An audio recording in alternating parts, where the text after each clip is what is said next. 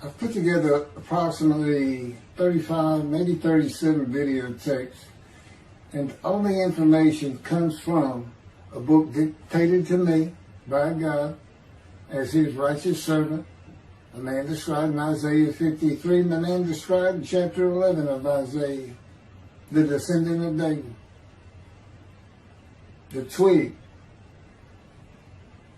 from a shoot that grows out of the stump of Jesse, and it is a stump because of the vanished and failed ancestral tree of the kings of Judah, the line of Jesus. He cannot be the man of chapter 11. He's not the anointed one. He's not son of David. None of that's true. The other book, that book is called Isaiah 53, the Day of the Lord. And there's about 3 chapters in those particular videotapes that come from the second book that we wrote not too long ago. He dictated to me. It's the story of my life. It's to show you how I fit the verses of Isaiah 53 with regard primarily to suffering, familiar with disease.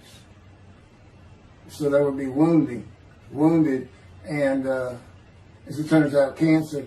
But the other words that you find in Isaiah 53, punishment, maltreatment, crushing, bruising, chastisement, okay, that is all in God's power.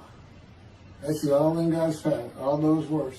But the books are unpublished, shunned and despised, the kind of afflicted by God, plagued. Nobody understands. This is so different than the Judaism the Jewish people have been taught. This Messianic era that will never occur. And we know it's not going to occur now once you believe who I am and how you cannot. After the mountain of evidence I have presented that is in those books, just as Moses today would have to say, well, look, I wrote Leviticus. You think I just came up with that? You think I just came up with all this information? Did I know how God speaks through an angel and who that angel is? Moses walks by a burning bush that's not consumed. The angel of the Lord's in the bush and God speaks. I'm the one who explained that to you. I shouldn't have to go any further than that. The God says the rabbis, the shepherds, they never listen to my prophet. They think they know everything. Well, I'm going to keep showing that they don't. This is primarily for the people who listen to them and not them. I don't expect them to ever respond. Because by responding, they have to say they've been wrong. Or that's just not what we believe. And so they won't change. The bottom line is they make money on it. That's the bottom line. God had me watch a video of Tovia Singer just for this one purpose I'm about to tell you. He said, watch him raise his hand. He raises his hand to do his hair or rub his nose or something, and there's this big, fat gold watch. And this is how you know this is a God of old. He said, look at that. Look at that. I said, well, he does dive, his skin dive, scuba dive. It might be a scuba watch. He said, that's no scuba watch. That's just a big, fat gold watch for everyone to see. And he makes his money on Isaiah 53. The guy said, at least that's how he really got going. I don't know. I know he has a radio show. But remember, I'm in the fire of refinement. Everything God does with me is to draw emotions because I'm going to be emotionless once I get to Israel. For the most part. He'll let me feel what he wants me to feel. But nobody can get under my skin. You can't bother me. Even if I seem like I'm mad, it doesn't carry over to my insides.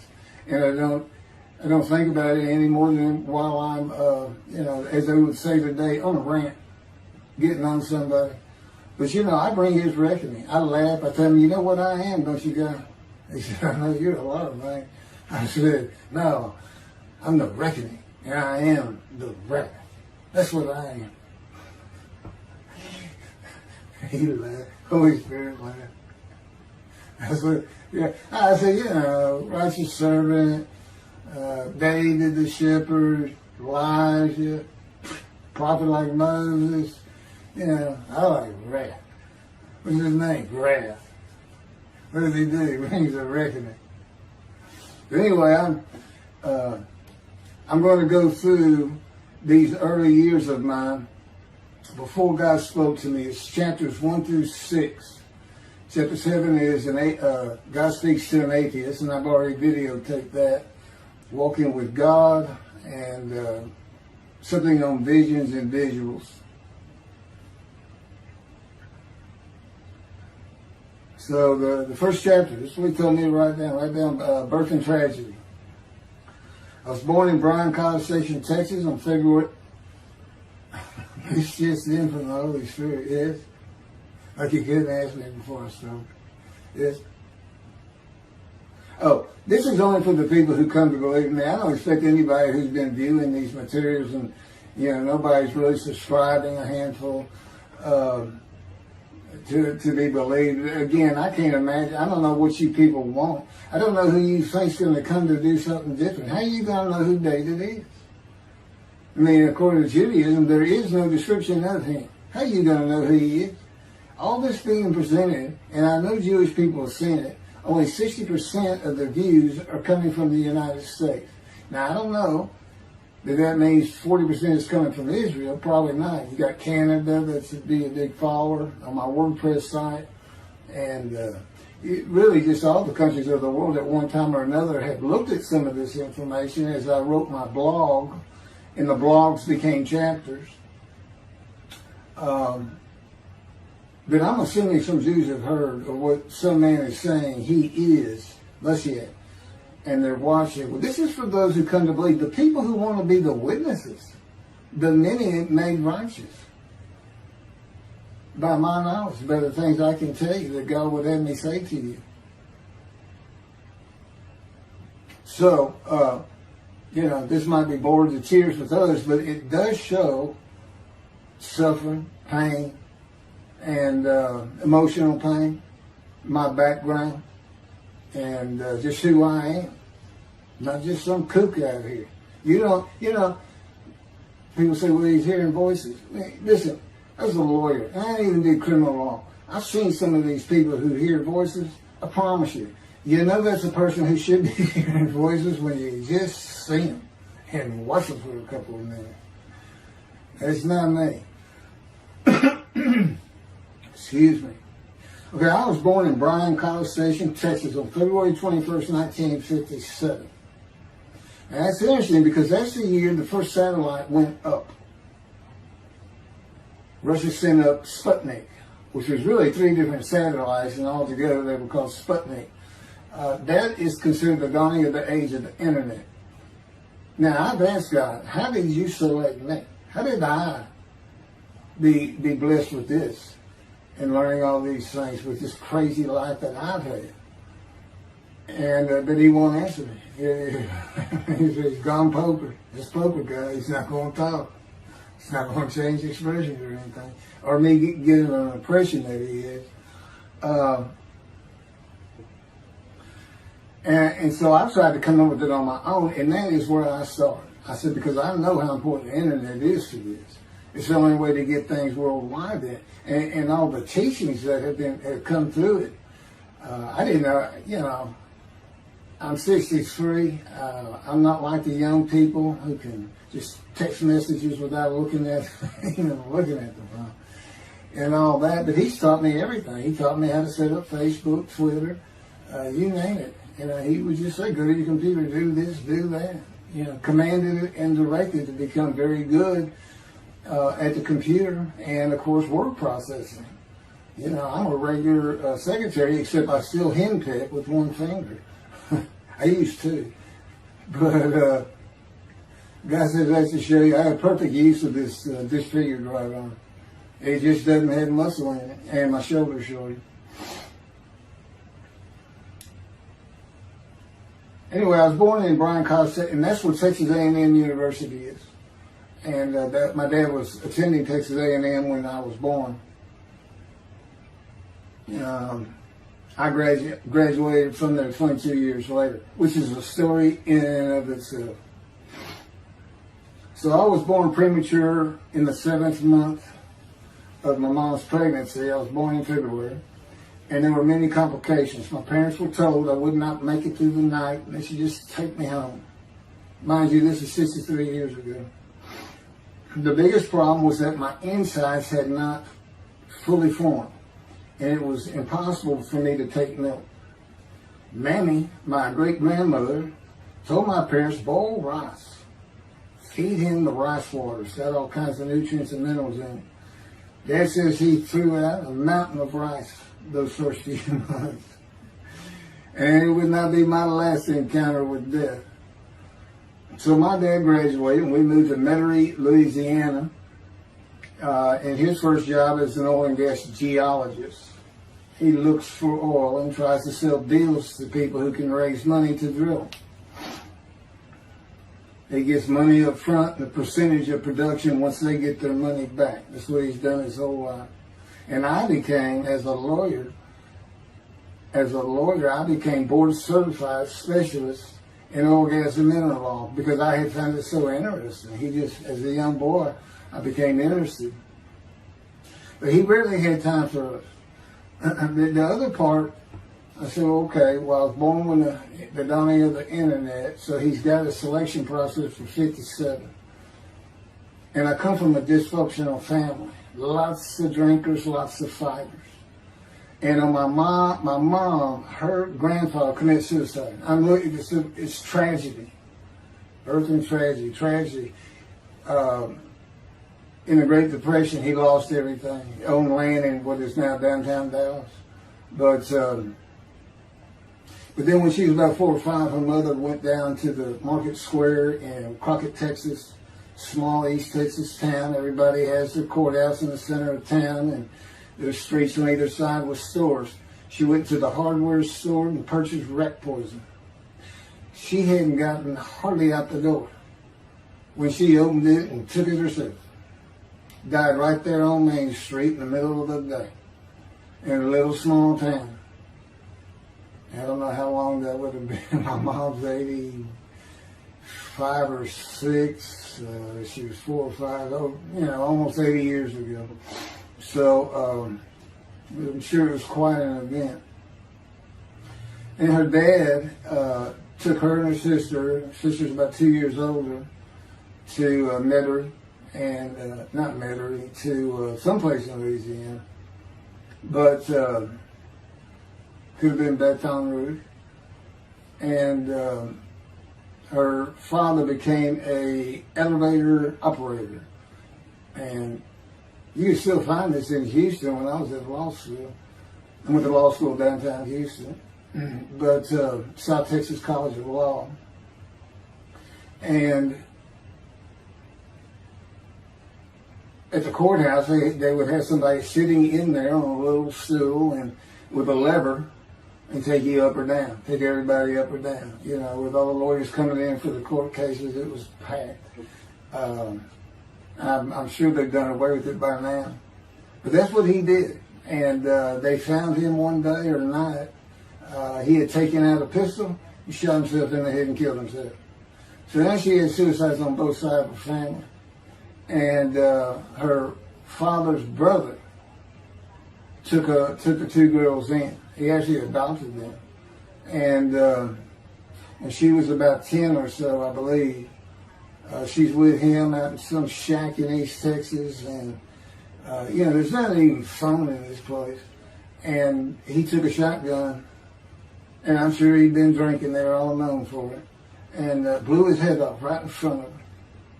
I mean, that's all the circumstances I know about it. It doesn't sound like a good scene at all. But it scarred her for life. Okay, we've been taking care of her from the get-go. My father amazes me to no end. What he has done to care for her. See, they knew that was his sweetheart. Eventually, now at 10 years old, that's who he married. And they're both from Crockett, Texas. Small town people. I still take care of them. They've taken care of me for 10 years. Got to me from society. He made me quit law. terminate my law license in Hawaii and Texas, and took me into poverty. I've been in poverty for 13 years until I just now filed for Social Security early. But I give them more than 90% of it to make up for everything they've given me for 13 years. While I'm in God's fire of refinement, learning everything I need to know. And I have learned much. There ain't any question.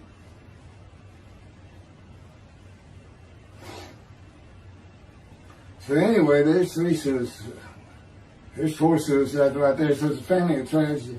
You know, it's not a tragedy of losing your entire family in the Holocaust and you're the only one left. It's not like that. Because God says, I just got things as close as I could.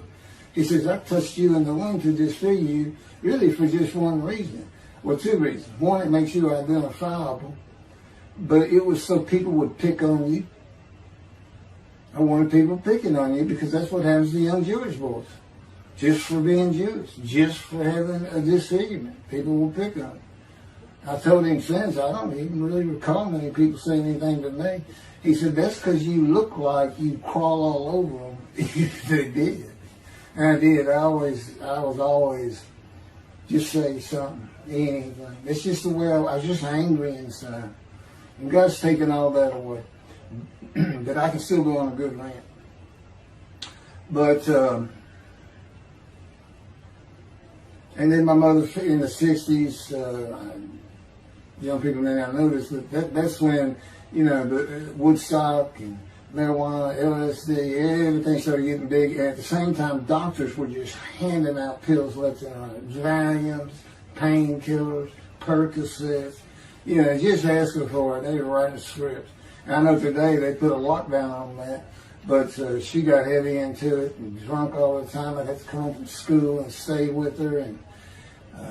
And she became such a different animal, a different person when she drank. She became a little girl, you know, and having your mom act like that and slobbering and, you know, going there to be Valium dripping out of her mouth with a bottle of booze by her. So it was an ugly scene. And so I came from a dysfunctional family, so I think God wanted that. And He's there with me from my first year to make sure that I live a life of suffering. He orchestrated many of my wounds. And He's taken me back in vision to see these things. And His visions, one thing you don't pick up in the Bible, when I say Bible, I'm talking about the Jewish Bible, the Hebrew Bible, that's not, unless I say otherwise. Which is like when God says, my peoples.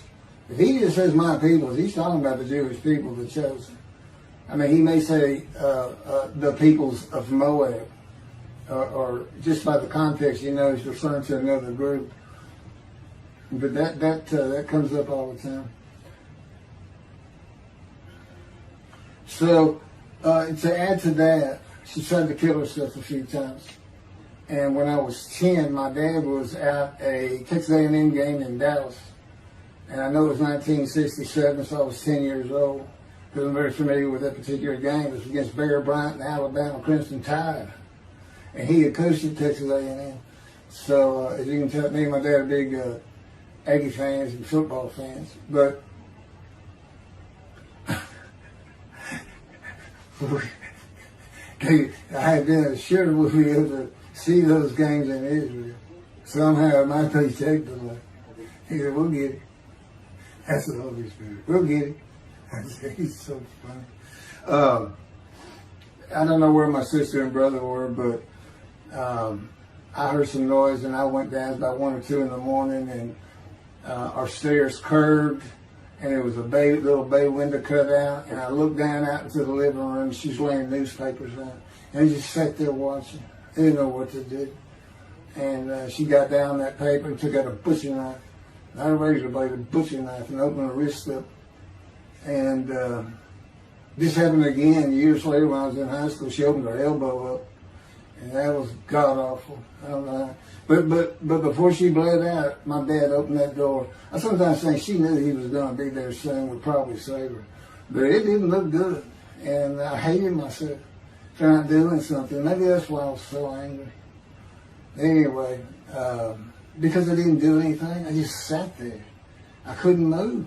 I don't know. I don't even know what I was really thinking, really. But I can't. What it did is it told me how much her uncle blowing his head off must have done to her. That must have really hit you. I had nightmares my whole life, but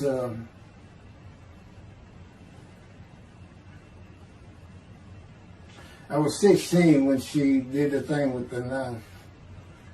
But you know what? My dad finally got her he got her the best psychiatric care in Houston, Texas, and that's big because we got a medical center that's renowned throughout the world. And they put me back together many a time. And she never did that again. And the amazing thing is how different she is in her very advanced old age. I mean, it's like she was never that person of the 60s and the 70s and the 80s. I don't know how my dad survived it. I'd have never stayed. I'd have taken the kids and said, try to find us. But he's not out there.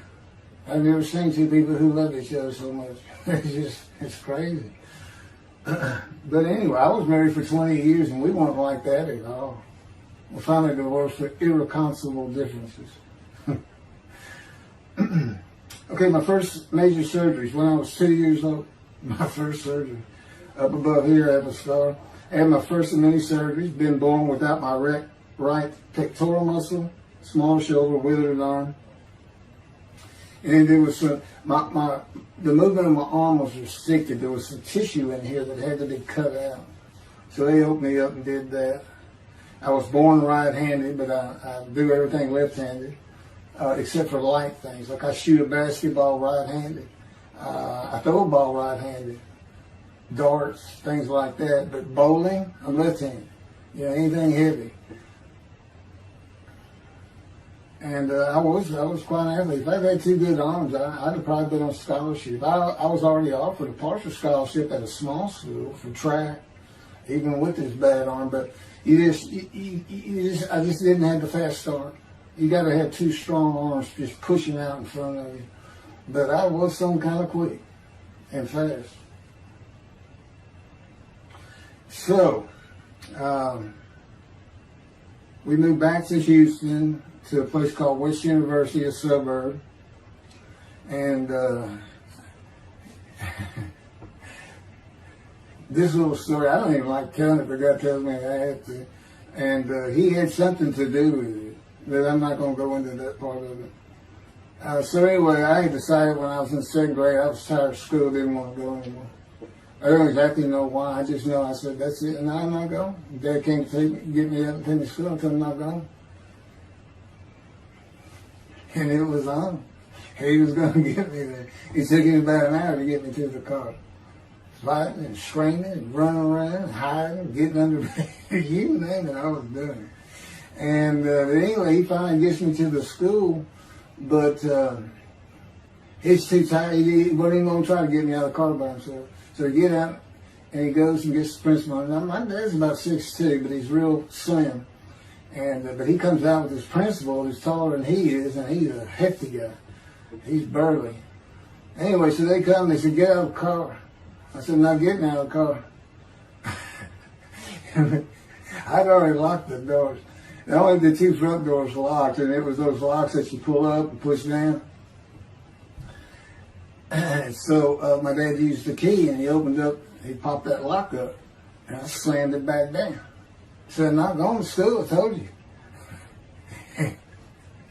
He threw some keys. They started throwing the keys at one another over the roof. And the principal was driving the same thing, and I'm slamming his door. I'm leaping across the car. Man, I don't know how long I went, but they finally, 5 minutes maybe, seemed like an eternity. I was terrorized. That's the way I looked at it. Anyway, the principal got it open. And I saw that door open, and I got back on the far other side of it, by the steering wheel with my back against that door. And I curled up like a ball, had my knees on my chest. And he reached in to get me, and I unleashed on him, kicking him in the face with everything I had. He broke his glasses, and his orbital bone got shattered. So, That wasn't my first principal either. There's another one. So, but anyway, so they carried me in, and it was very embarrassing, just crying. But again, funny thing, nobody, because I stayed with this same group for 9 years, going to West University and the junior high there that you go to. Nobody ever said anything to me about it. And I knew some of those kids that were in that class.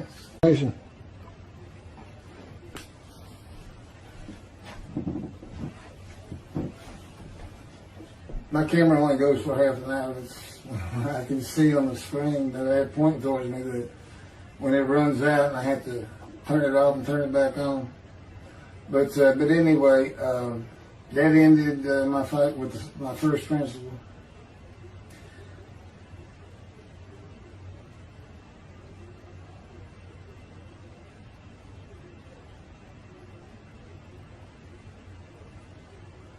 Yeah, here it is right here.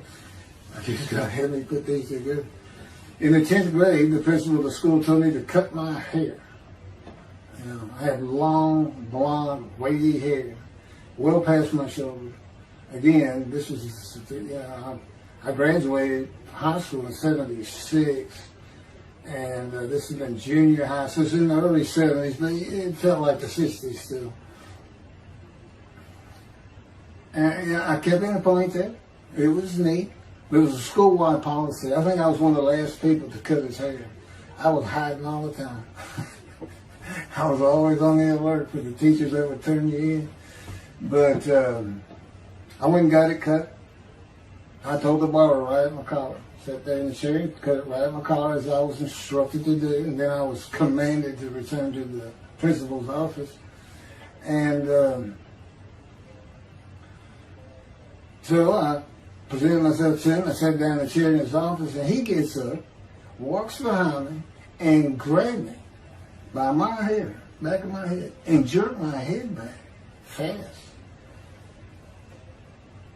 And said, "It's still over your collar." Now, I don't know if I did a backflip out of that thing. I can't really recall. But what I do recall is it took 3 people to get me off of him. And I was permanently expelled from school, which ended up me leaving home. It wasn't a runaway. I'm just out of here. I'm tired of everything and everybody. I ain't going to school ever again. Hate school, always there. That was me. Yeah, they had to pull me off of him. I understand through a friend of mine, he said, "You know, my brother went to that school. He has some stories about that guy." So I said, "It wasn't me. It's him." Second major surgery came when I was 12 years old to try and repair my right knee and just below it. I was running full speed in a field. High grass and weeds with a family dog. And God says he had something to do with what the dog did. For no apparent reason, just suddenly he was running at my side. And he just bolted, he just shot going straight to the heart of the left and went right between the legs. I go sailing in the air, and I came down on my knees, except my right knee came down on a broken Coke bottle, Coca-Cola. And they used some thick glass back then. It was stuck nose down, way down. It was all broken up, but it was the bottom all jagged that my knee just, you know, they said it went to the other side of your knee. They said, you got that whole field in your knee. But when I got to the hospital, I sat there for a long time. The first doctor came in and just told my mom, right in front of me, you know, I'm in the room, you know. He said, I can't repair that. It's not repairable. We're going to take it off. You can't use it.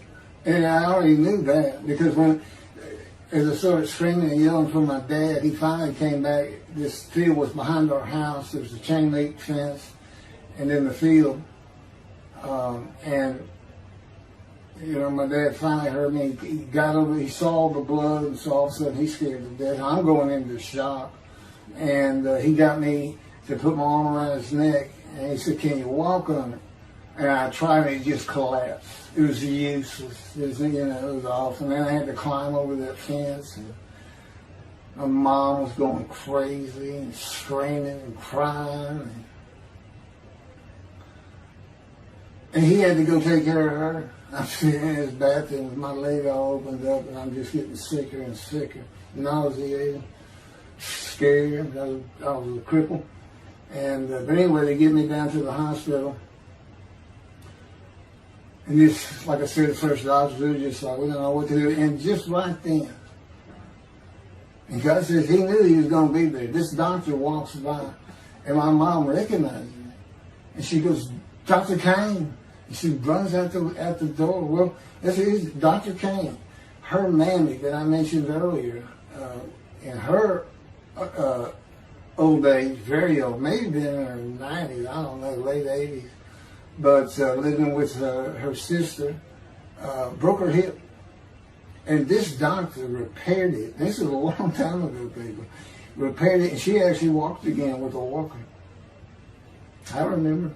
But that's who this doctor was. And she said, my son, they're going to take his leg off. You've got to come look at it. And this Dr. Kane actually became the medical doctor for the Houston Oilers. He repaired many in me before and after me. I guess that's what he specialized in. But he was there at the hospital just to do rounds. He wasn't dressed for surgery or anything. But he came in that room, and I mean, he was livid when he looked at my knee and knew how I'd been there for like 5 hours at this time. And he just started barking orders about getting me prepped for surgery, and he takes off to go get prepped. And they literally ran me down to surgery in a gurney. I mean, they were trying.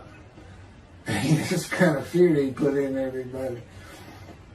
Anyway, I was in the hospital for weeks, and I woke up with my leg. I was glad of that. But I had a cast from my hip to my ankle. And he told me, when I finally was being released, he said, if you put any weight on that leg, you'll never walk again. So, I can't remember, 6 weeks. I don't know how long it was that I had that cast on. It wasn't my first cast, it wasn't my last. Or maybe it was my first.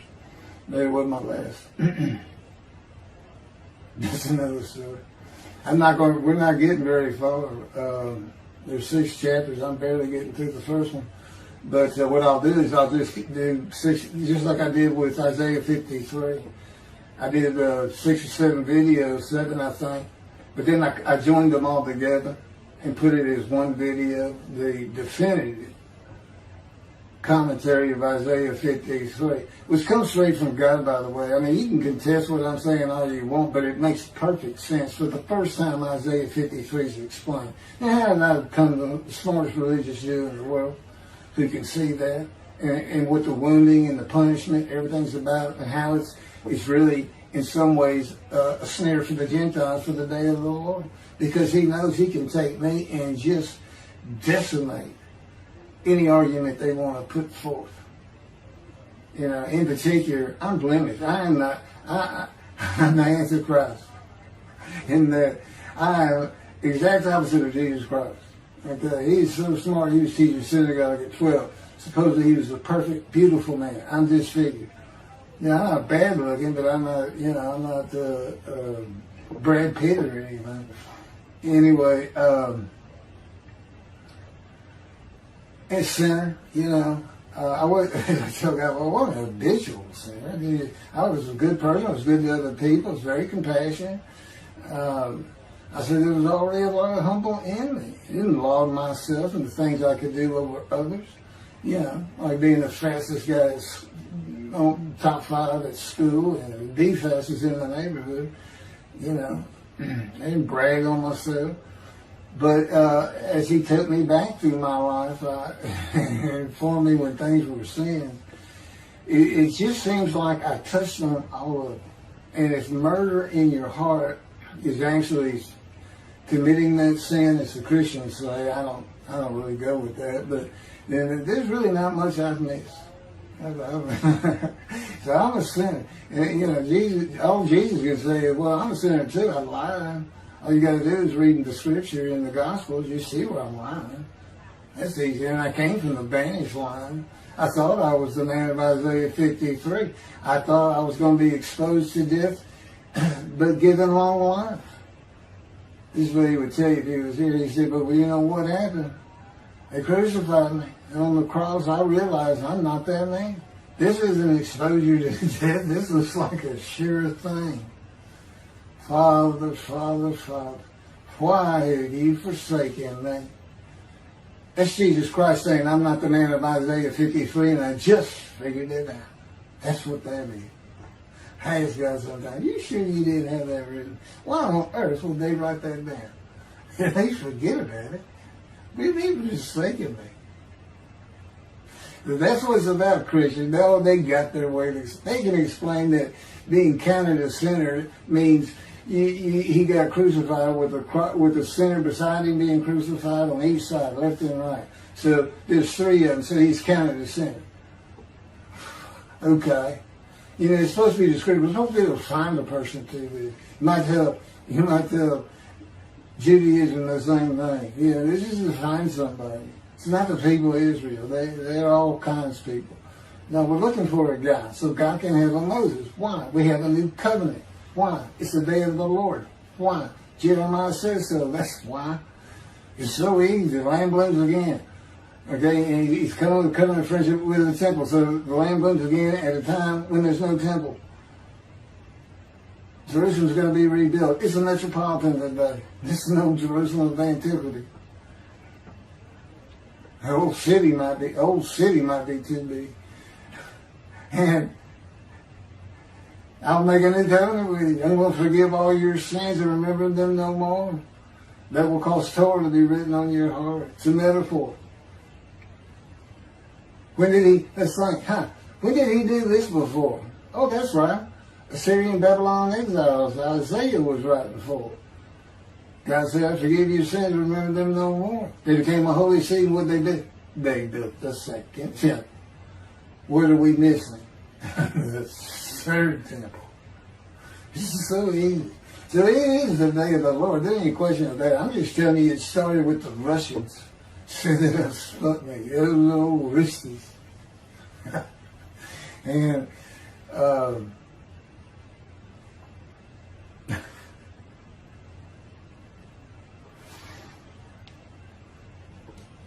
he's bringing the covenant, but he's got to have a Moses. He's himself a prophet like Moses. So he's saying it's Joshua. No, it's not.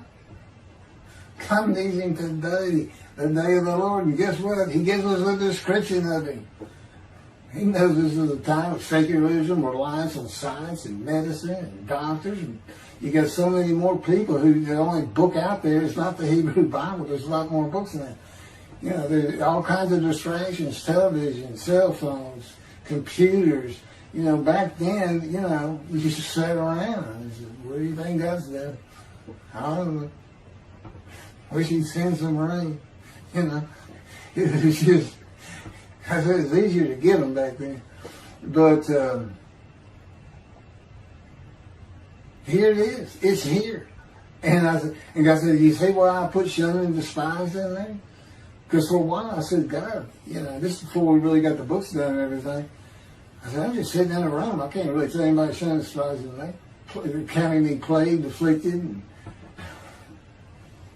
by God, and everything else. He said, well, how you feel now that we've been putting all this on the internet? I said, I feel shunned and despised. Yeah. I can tell there's no question this ain't gotten back to those two. I said, you keep attacking them like this and I'll be certainly sure, just in case I'm wrong. But, because he won't actually tell me, he won't tell me anything, this is a rule of thumb, he won't tell me anything that I cannot find out or become knowledgeable on or informed on of my own, which means about nothing because we're in a room all the time. The adjunct of the Holy of Holies is what I call it. I live in the Holy. I'm like the priest who can, the only person who could go into the Holy of Holies was the high priest. And that's what I'm like. As a matter of fact, God had me write down, just as he had David write down, a new Psalm, 151, where God said, it's on a video, where God is speaking. For the Lord came to me and God said, quote, and within that, he says that he declared me. We actually used the psalm where he declares it for David. He declared me an eternal priest in the order of Melchizedek and King David. and a rightful king, small k, and a rightful king. And he also declared, I'm the righteous servant. I mean, that's God talking. I mean, he's using it. When he dictated to me, it wasn't, to be written in my personality. That's him. That's him doing a new song. So, because he does that. Even in the writings, the person doing the writing, whatever prophet it was, or Moses, or David, if he wrote Samuel 2 and Kings 1 until he died. As I said, God says, look, just assume the central character is the one I had writing, because their lives change when I come to them, just like mine's changed. This is not anything I could have ever conceived or even bothered thinking of. I'd have never read the Bible my whole life if he hadn't told me, we're going to the bookstore and get you a Tanakh. That was 13 years ago. And my answer was, what's a Tanakh? I didn't know anything. And look at all this knowledge. But this is it. This is the only power he's going to use in creation. He's not going to perform miracles. He's not going to have me performing miracles. And he's not. He said, the only power I'm going to use is on you. What I can get you to do. He said, I can take a Gentile Texan and take him to Israel and get my temple built. Okay. He said, because that's what you say to God all the time. Okay. And one night, I hadn't even read Isaiah 53. He didn't come to me and just say, offer yourself for guilt. I crush you with cancer. It was me that did. That's not, I wouldn't have known what he was talking about. We finally get to Isaiah a couple of years later. He said, Keith, read Isaiah 53. I said, okay. And so I read it. I said, okay, finish it. He said, who do you think that is? I said, I have no idea. I said, Barry, read it. I didn't know what it's saying. I said, I think these two verses ought to be up here. I said, you sure nobody messed with this thing? He said, nobody messed with it. It's just how I had Isaiah write it. He said, that's you. I said, oh, okay. And I couldn't help myself. Good luck convincing anybody. I can't even tell what it's saying. He said, before we get done, and he's right. I've been over that thing so many times. From my original version of Isaiah 53 that he dictated, or told me how to put together, but every sentence, every word is, we've changed it up and added things. I've learned things. Like I didn't know about the test of devotion. I didn't know why the angel was leaving early in Malachi 3, but I do now. And all that would cause an amendment to my midrash on Isaiah 53. And, the book has me, these are all on videotapes now, me and Rashi. Rashi, the first one to come up with this is Israel. And, I look at his answers and I just shake my head sometimes. You should see his answer in Malachi 3 for the angel of the covenant that you desire. There's only a covenant of friendship in the covenant of Jeremiah. And this is his answer. It's midrash, so he just takes a section of the angel is on the way. And it just says the angel of the covenant. And his commentary is the angel that avenges the revenge of the covenant. I said, what does that mean? What is he talking about? I said, the guy's being funny. He said, I don't know. I said, you do know. He said, well, I'm not telling you. So, God likes to feel as though he's laughing. He doesn't actually laugh. He sends me a perception that he does. Or he uses me to laugh. I've mentioned that in a video. Because he can't. Well, he controls my words. I learned that in walking with him. Just one day, I'm talking out loud as we go. I'm discussing man and divine beings as though I had a sermon I was giving or a speech to somebody or a seminar. And I'm rolling, and I can tell he is really making this thing rock. He's taking it from here to here to here. And we're going. And I'm going. And all of a sudden, I use a word or a couple words that I simply don't use. And they're not what my mind was even thinking of. They just came out. And I just stopped. I said, did you do that? I didn't even say, hey, did you just make me say these two words? Because I knew he knew. I said, did you do that? He said, I did. He was almost indignant. I did. I said, okay. Anyway, that's where it all started. Now I know. Okay, guess who that is? That's the Holy Spirit. Using me. He doesn't sound like that. But he'll use words like that. So he's getting bored. They like to cut. Let me just say this. This is part of God you don't know. And it's not all the time. It's some of the times we do tend to get kind of silly in here. But, they do things after a while. I'm like, I feel like a kindergarten teacher, and I got two of those kids that you just shake your head at. You say, this is a handful. These two are nothing but trouble. Always fooling around, looking for a laugh. And the Spirit's always working in heaven, death, God laugh, as it were. Again, he doesn't actually laugh. It's a perception that's his emotion. If God has any emotions left, because worrying about other people's pain is not one of them. He made that clear to me. I don't care about your pain. And just saying it makes you mad. He says, see, draw anger. And he'll do so many times over and over. He says, this is easy because now it irritates the fire out of it. He just started. I said, how do y'all keep doing this stuff? And one day I told him, I said, I got it, which means it actually came from them. I got it. You never grew up. You never got sent to your room. You never had to climb that mountain to achieve something. Put yourself out there. Nobody's ever whooped you. He said, I said, that's what it is. You never grew up. That's what it is. Yeah, I'm dealing with the child God. That's what I'm dealing with. That was my argument. And then he came down as mean, very serious, mature guy. I didn't bring that argument up anymore. But that's how it gets with me sometimes. It's an incredible lot. For me, I'm not going to get to him. I guess I'm at the end. I'm getting close to when I got shot. I thought that was a new chapter.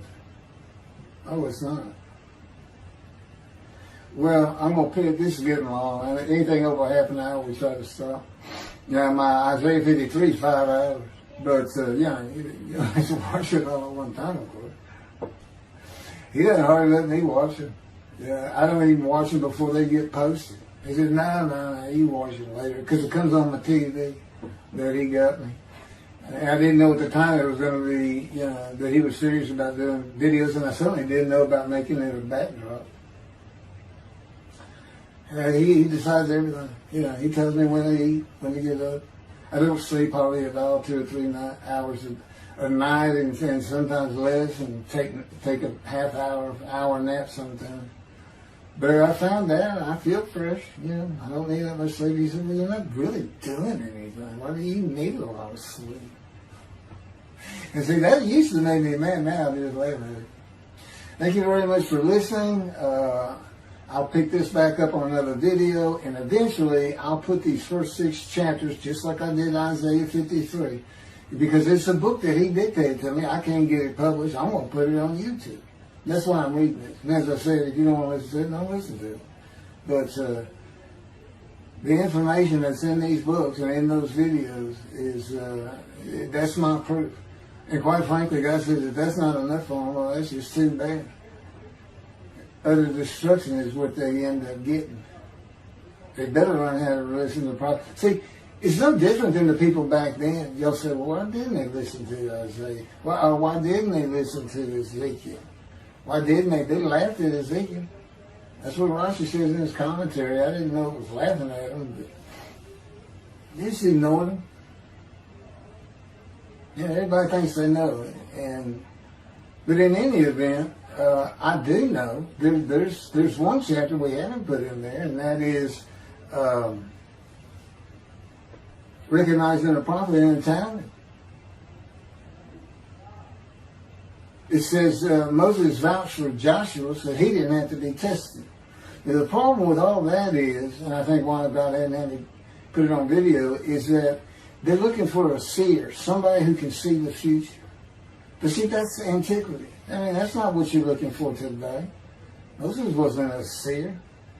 And none of the prophets were seers. They just wrote down what God told them to write down. God's the prophet. Is the one making prophecy. And what he does, he doesn't actually just, quote, see the future. He walks it through. He says, okay, right here is when they're going to send up a satellite.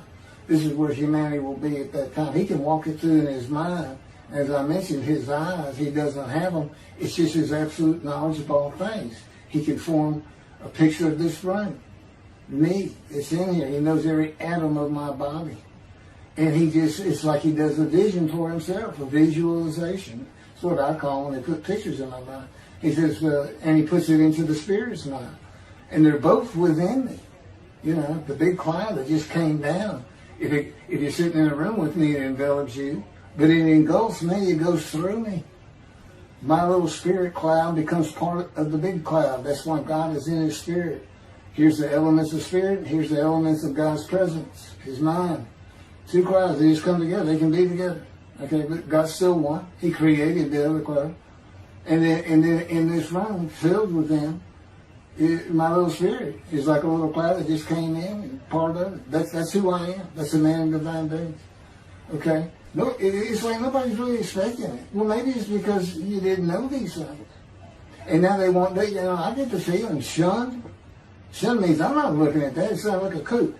We by faith, by the fundamental principles of Rambam from the Talmud, from his diagnosis of the Talmud.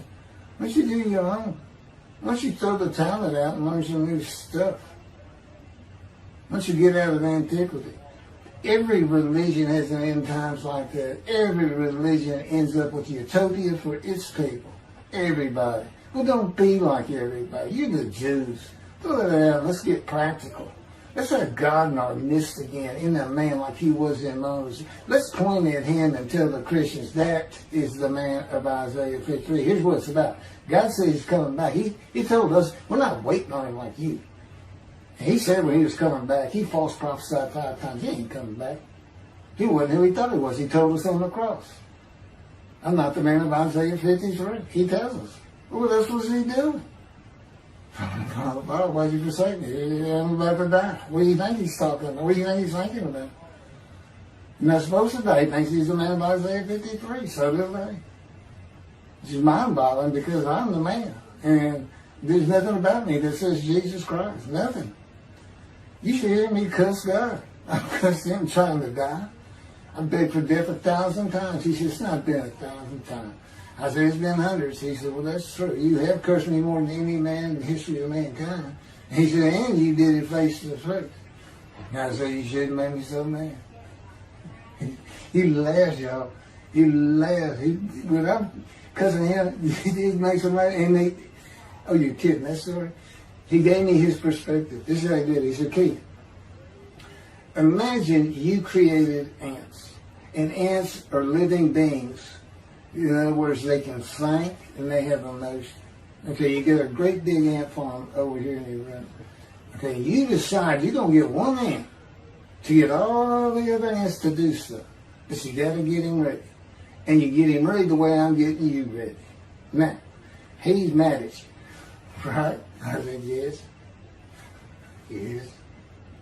And he said, now, imagine, I'm always laying in this bed. I got a big table. It's got a microwave on. I put my computer on. I got a big fan I like to have on. And he said, look over at that table. Now, imagine that ant got loose. And he is crawled up. And he is standing on the corner of that table. And he is giving you the what for in ant language. I mean, he's going. And he's turning around and shaking his butt at you. And he's cussing. And all this. And all you got to do is go bump. And he's gone. I said, that's funny. And it is. And that's how he, that's what it does to him with me. The spirit will rile me up. I call him a troublemaker. Troubler. He's so funny. But God's so humorous. There's a difference in their humor. Okay, that wraps up. I'm told that does wrap it up. I'm going to pick up a gunshot. I guess it was worse than the accident to my knee. They ended up opening me up from between my breast and my pelvic bone, and now it's been 3 times. And eventually, the lung cancer and colon cancer and skin cancer. But the lung cancer is when they told you should have died from the colon cancer. He said, but this is it. We can't treat that. It's too advanced. You're gone and prepare to die. That was 20 years ago when the planes hit New York. It was the planes hitting New York that got me up off the ground one last time to see one more doctor. The life of God's righteous servant of Isaiah 53, chapter 3, gunshot. Shortly after I recovered from my knee injury, I moved to Fort Lauderdale, Florida. I was not happy about it at all. It turned out to be a lot of fun. I made some great friends and celebrated my 13th birthday. My only injury in Florida was having my front teeth shattered and knocked out, requiring caps, which was more of an ordeal than I would have imagined. We returned to West University in Houston after 2 years. My mom was not doing well at all, and it was getting close to her second suicide attempt. I was back with my old friends and did not have much supervision from home, and I failed ninth grade. I made my own decisions, and I rarely listened to others. After being set back a year at junior high school, I made a few new friends, which led to my next serious injury. My best friend was a Spanish Italian whose father was from Sicily. And he kept a machine gun in a violin case in his office at the restaurant he owned, where his son and I were waiters. It was called The Godfather. My friend was the best pool player I've ever known or played with, an absolute natural. I will call him Antonio, but that's not his real name. Antonio's girlfriend was a Jewish girl. I will call her Rebecca, but that is not her real name.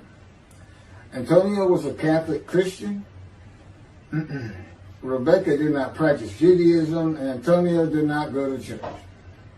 I was a confirmed atheist, and we never talked about God or Jesus. Rebecca's father had foreclosed on a ranch about 8 hours from Houston outside of LaGrange, Texas, Fayette County. LaGrange was famous for the Chicken Ranch, which was an illegal brothel that operated from 1905 until 1973. The business served as the basis for the 1973 ZZ Top song, LaGrange, and the Broadway musical, The Best Little Whorehouse in Texas, as well as its 1982 film adaptation. T.J. Forney was known as the meanest sheriff in Texas. In the coming weeks, I would be interrogated by him outside of Shock Room 3 at Dental Hospital in Houston. This is an excerpt about him from an internet article. It was the most one-sided Texas battle since the Alamo, as 100 citizens watched disbelievingly in the dusty little town of LaGrange, their beefy sheriff, T.J. Forney, reached into a black 1975 Continental Mark IV and began to shake by his $300 suit Marvin Zindler, the star consumer crusader of Houston, Texas. That's from People, June 17. Next, the sheriff tore off Zindler's blue-white toupee, waved it in the air, and then finally ground the rug under his cowboy boots. Behind Forney's fury was the fact that on Zindler's last assignment in LaGrange 18 months before, he had filmed an expose, which resulted in the closing of a critical part of the local economy, the Chicken Ranch, a legendary body house. Antonio, Rebecca, and I first went up to the ranch in the summer of 1975. It was a small ranch house and small lakes with horses roaming around loosened pastures.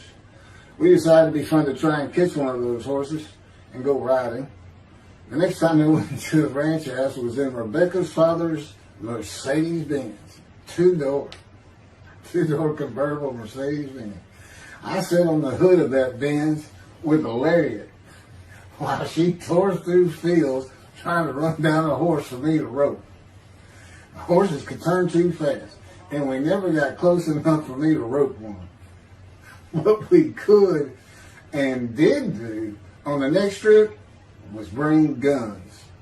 A 30-30 rifle, shotgun, and two 22 caliber pistols with holsters. As a backdrop, Antonio and Rebecca had broken up as boyfriend and girlfriend, and her attention had turned to me. I did not believe that caused any friction between Antonio and me, but it should have. It did not seem to be a source of animosity of Antonio towards me in any event. On October 5, 1975, we were all back at the ranch having a great time. Tony and I were shooting at cans with our pistols and practicing a quick draw from the holsters.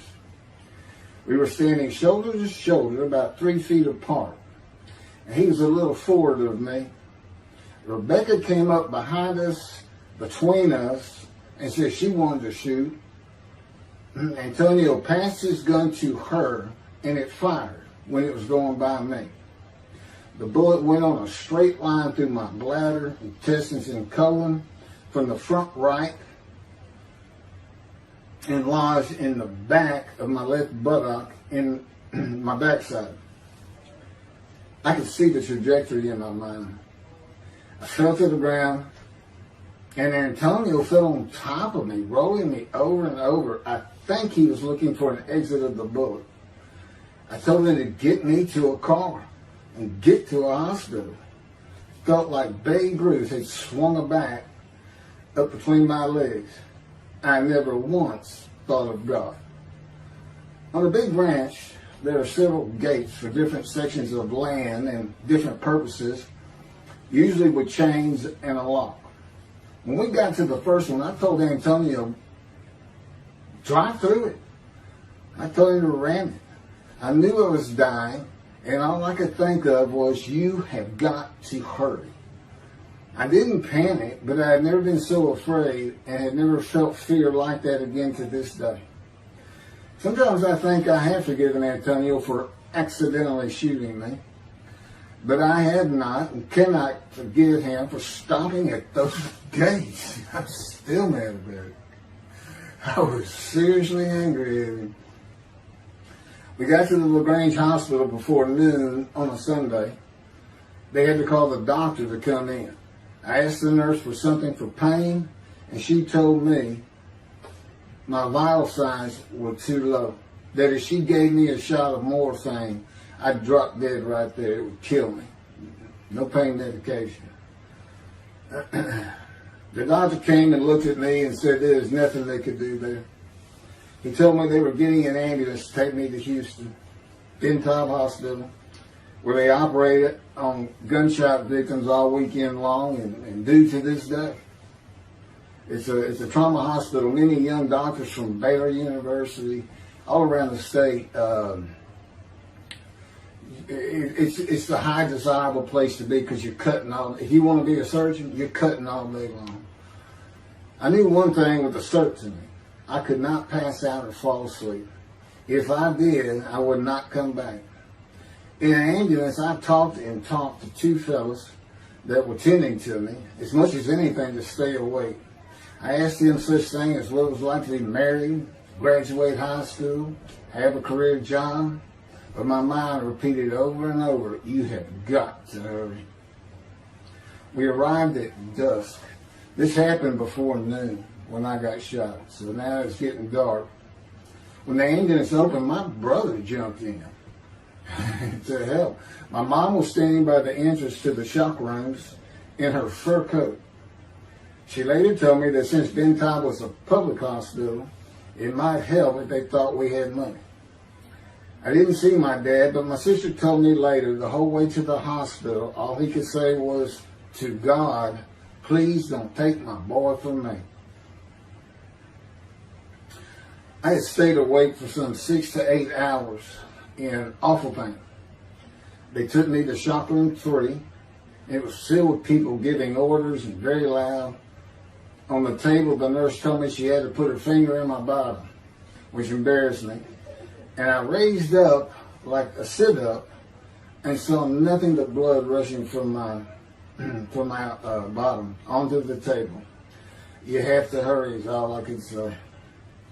They finished prepping me for surgery and rolled me to a hall in a line of others awaiting surgery. Then someone was saying my name, and I opened in to see T.J. Forney, Sheriff of LaGrange. He wanted to know if I'd been shot intentionally, what we were doing at that ranch, did we have permission to be there, and et cetera, et cetera. I told him I thought it was an accident and to leave me alone. I never saw him again. I didn't have to wait long. The orderlies bypassed everyone in front of me and took me to surgery. I awoke in a large room with about 10 beds on my side of the room and 10 beds on the other with other patients, and I could hear moaning and crying here and there. It took a few moments to remember what had happened and why I was in there. I fell back asleep, and when I awoke, my dad was telling me he would have me out of there into a private hospital as soon as possible. It was the next day when they transferred me to the Methodist Hospital in the medical center, where they had operated on my knee, and I had spent weeks there.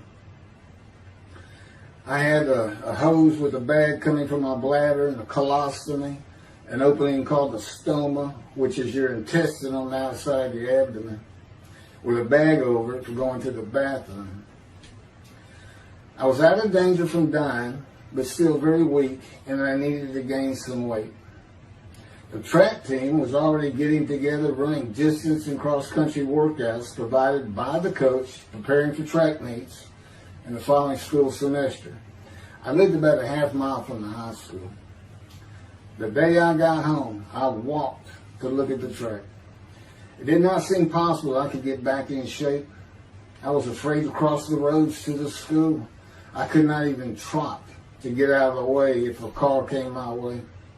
My insides felt like jelly, and I had been warned that too much physical exertion in the first 10 days could cause a stomal hernia, and my intestines to start extending from my body. I was homeschooled for the rest of the semester by a private volunteer tutor, and passed classes I probably would have failed. The beauty of that gunshot was that it changed me. I was never going to graduate high school, having failed so many classes. So I set up night school classes for the next and my last semester of high school. I was 18, soon to be 19, and a senior.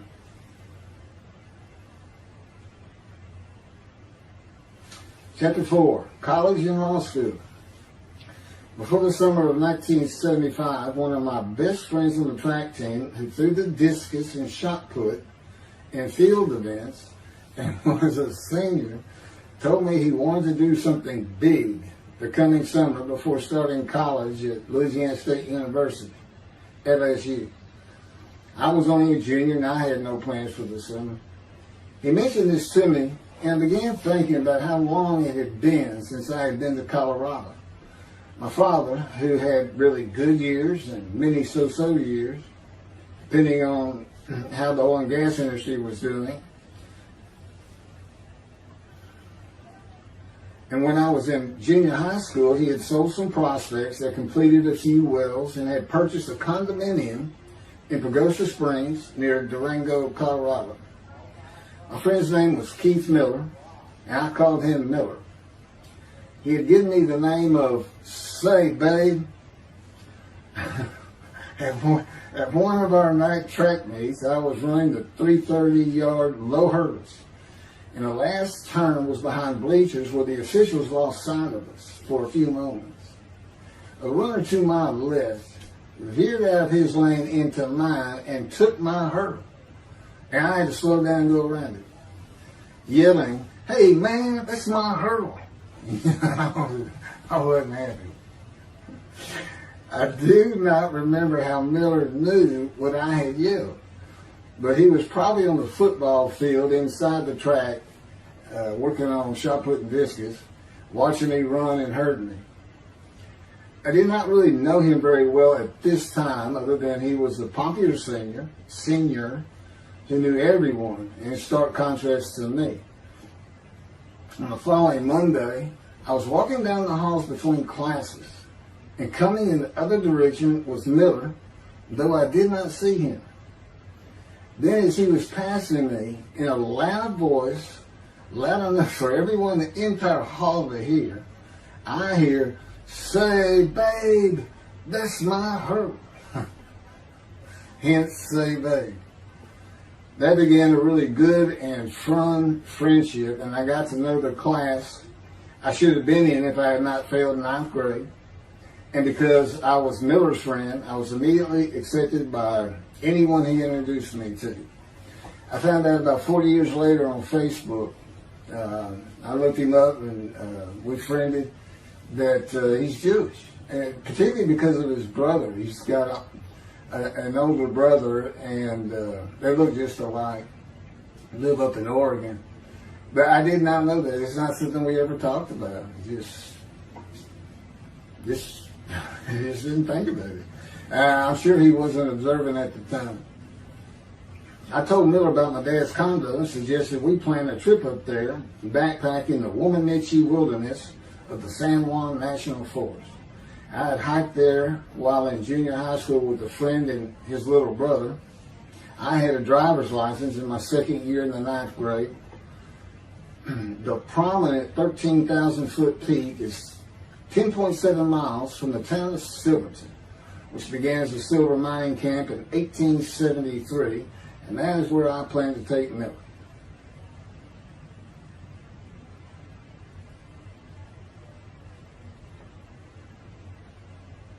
So Miller and I take off. We use his car. As I said, he was getting ready to graduate, and his dad bought him a Toyota. Can't remember the name right now. My dad's condo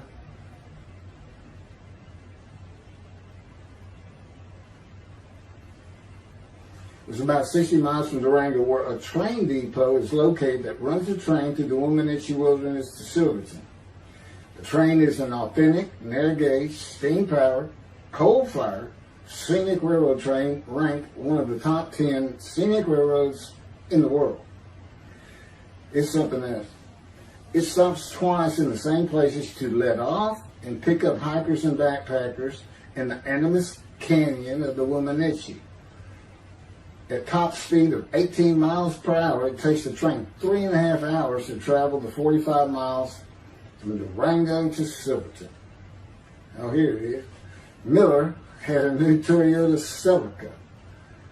And after a day and late into the night, we made it to Pagosa, slept, and we're at the train station before the first departure the next day. I don't know what the problem was, but the train was not going to run that day.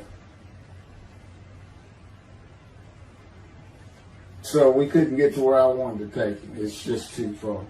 We decided to get a hotel in Durango and just head down the train tracks into the wilderness and explore an area I had never seen in with the maps.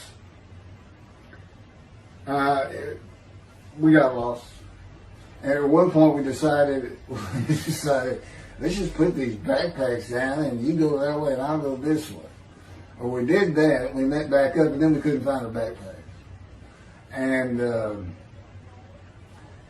we did finally find them. We slept that night, and we had a big black bear episode because we had left some food out on the ground, which we shouldn't have done. And but anyway, we ended up making it back, and we had one of the best party nights I've ever had in my life. We hit the main street in Durango, which is a tourist hotspot, and we hit every single bar.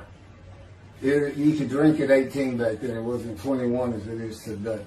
And we did. We made sure it was like a go. Okay, let's go to every one of them had at least one drink, shot of whiskey, Boilermaker, beer, whatever.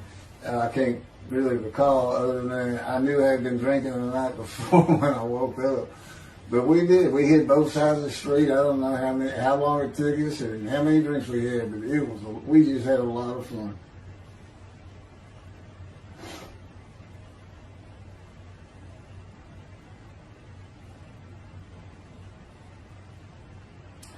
Okay, I'll be coming to chapter, I guess it's 4. I don't know. I thought I was coming up to the cancer story, but this is different. This is getting into alterations while at school.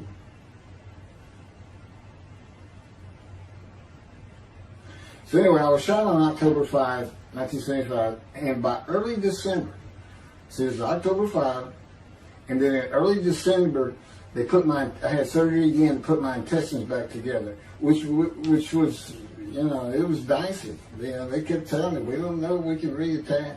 There's people like Bob Hope lived his whole life with one of these stonal deals, and it's just a horrible thing.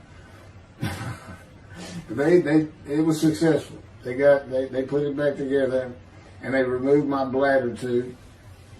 The girl next door, who I had never talked to other than to say hey or hello, and who also went to high school with me, had been coming over daily, and she agreed to be my girlfriend when I asked her a few months later. I did my night school and graduated last in my class, or close to it, of over 400 people. In late December, I began running with the track team. Now, I had surgery early December, and I already got out there with them, which was difficult. Pulling 2 tires on the cinder track, there's a rope, 2 tires, and you put a harness around your waist. I had to put mine high up on my shoulder. On the cinder track for a lap and a half, 660 yards with 2-minute intervals, 6 times was the toughest. My speed and quickness were still there, but distance running and my endurance, it took quite a while to come back. In early February, just about 3 months after being shot, I won my first 120-yard high hurdles race at a track meet that was fast enough to qualify at the upcoming district track meet for the regional track meet. Winning at the regionals would place me in the state track meet. I was fast, but my disfigured right arm really held me back. Then my heart was broken, and I cried for the first time since I was a child, best I could remember. My coach, who really liked me, he understood the effort I had put in to get back in shape. Called me to his office, and I knew something was wrong. He told me I could no longer be on the track team. I had too many semesters of school to be eligible according to the eligibility rules. It was because I had failed 9th grade.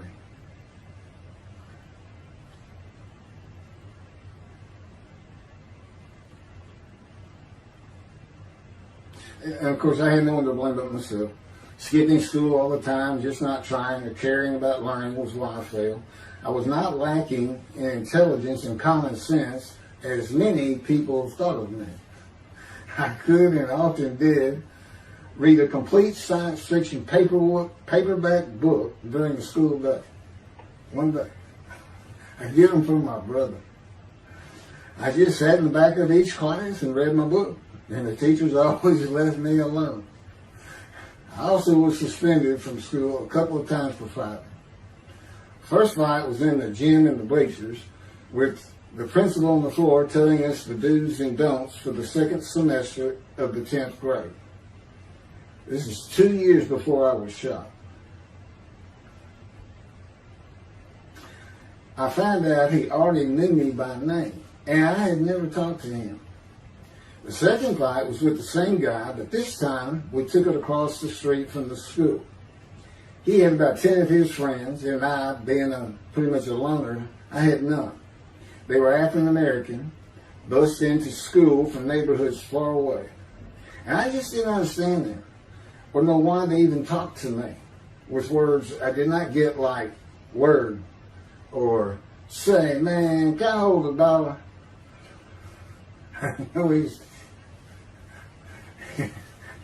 That is what started the fight in the bleachers. I hear from behind me, and one stood to my left, saying, "Man, can I hold a quarter?" I turned around and just looked at him. And finally said, "I did not have a quarter." Ordered with the principal, I undid my ponytail. Mind you, he's sitting right behind me, and I'm well aware of that. And I brushed my long blonde hair and then reached into my pocket for some chapstick for my lips. When I pulled my hand out with the chapstick, turned out I did have a quarter. And from behind me, I hear, saying, "Man, you said you don't have no quarter." To which I replied, turning around, "I don't have a quarter for you." The next part is kind of hazy. But I do know I grabbed him by the front of his shirt and threw him down the bleachers onto the students sitting below me. That is when the principal yelled my name and told me to go to his office. The next day, the guy and his friends were waiting on me when I got to school, and we fought across the street. The principal had told me not to get into any more fights, and this is the fight I got suspended for. I remember being after my suspension, being in the men's room smoking a cigarette in a stall, and a group of African Americans came in, and they were talking about the fight. What I remember was hearing, "That white boy went Muhammad Ali on him." My favorite fighter. I even saw the Ali Foreman fight in Kinshasa, Zaire, live in Amsterdam in 1974. And some of my best friends in high school were African Americans, mostly on the track team where we could get to know one another. I still had run-ins with the general population of the African Americans, who everyone just called blacks back then. I never used the N-word and thought they would help themselves a lot if they stopped using it. Mostly I think they were angry at being busted in from neighborhoods far away. In fairness to them, white kids did not seem to like me much either.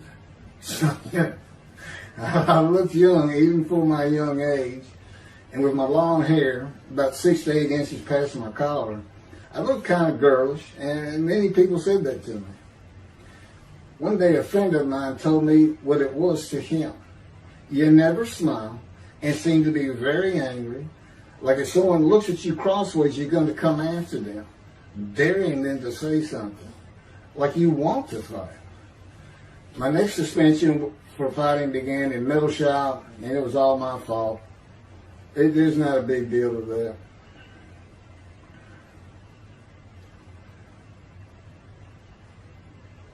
The last fight I was ever in came right before I was gunshot at the ranch. The accident really changed me and the way I looked at life. I never got in another fight after I got shot. It took some of the fire out of me.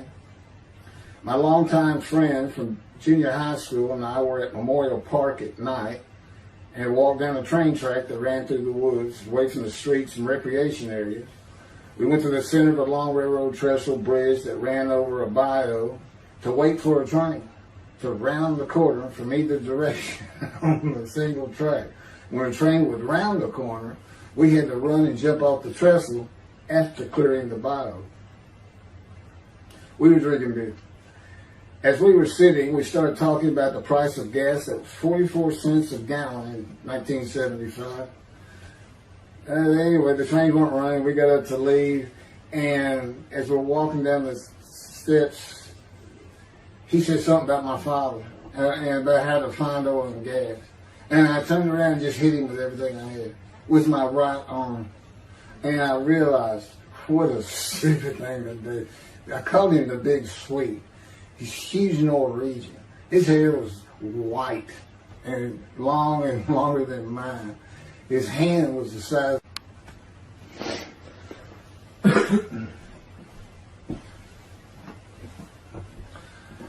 And I had nowhere to run. That was the really dumb part of it. I mean, I couldn't move. I couldn't use my quickness. I couldn't box as I had with the fellow across the street. And he just took one big swing. He's very athletic. Coaches all wanted him on the high school team, but he didn't want to. Football team. And but anyway, he hit me just one time. That was the whole fight. It was just two hits. My measly hit with my right arm. I let it fast, And I hit him when I wanted to hit him. Well, I say that. I didn't even think about it. But he just about knocked me senseless. I mean, I saw red. And so anyway, that was it for our friendship. Although after I got shot, he and I got back together a little bit, but by that time I had met Denise next door, and I wasn't going to be going out drinking beer at the trestle anymore. I was going to get serious, and that's when I set up my night classes and everything. The big Swede.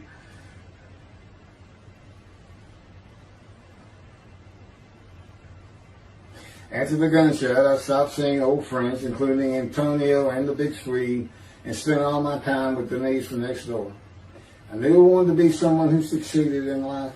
My dad always told me when he was angry with me that with my smart mouth, I was never going to be anything but a ditch digger or a lawyer. While he said lawyer in a derogatory way, he got me to thinking I'd like to be a trial lawyer. I had to get into college first, and the only school I wanted to go to was Texas A&M University. Anyone who had ever known me would tell you that I was not even close enough to being smart enough to go to any college, much less Texas A&M. I would tell you I had never applied myself to the task of learning. Texas A&M denied my application.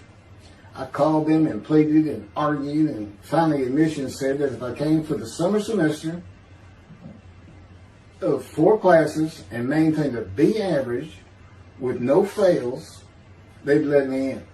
I did it, barely. I almost failed calculus and got a D. Just a quick thing on Texas A&M, because it relates to World War II, which always makes me think of the Holocaust, and how many Aggies were involved in that. Texas A&M enrollment began on October 2nd, 1876, and admission was limited to white males, and all students were required to participate in the Corps of Cadets and receive military training. Many Aggies served in the military during World War II, with the college producing 20,229 combat troops. Of those, 14,123 Aggies served as officers, more than any other school, and more than the combined total of the United States Naval Academy and the United States Military Academy. During the war, 29 A&M graduates reached the rank of general. Texas A&M is more than a great university. It's the home of the Aggie family with a long history of spirit and tradition. And I'm going to pass through all that. You can read, I got all this from Wikipedia.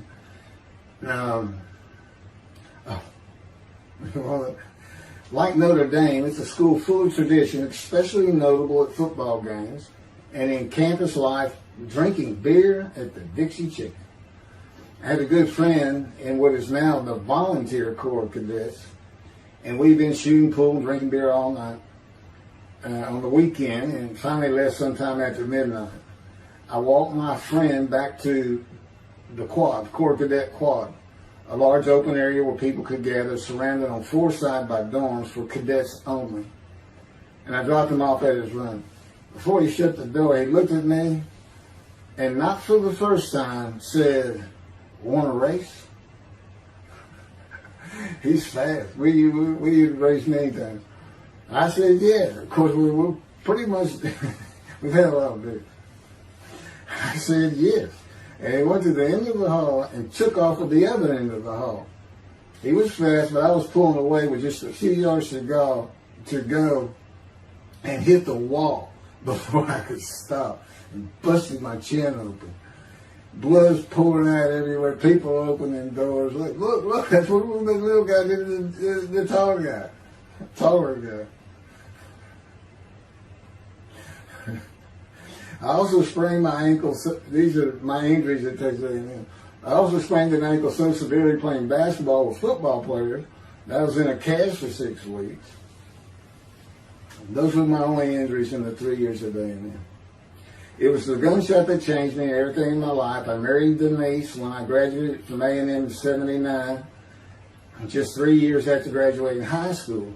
I went through in 3 straight years because I had those hours from the first summer. I just went ahead and went the next summer too. And I got out of, and the average for most A&M students is 5 years. But I went through in 3.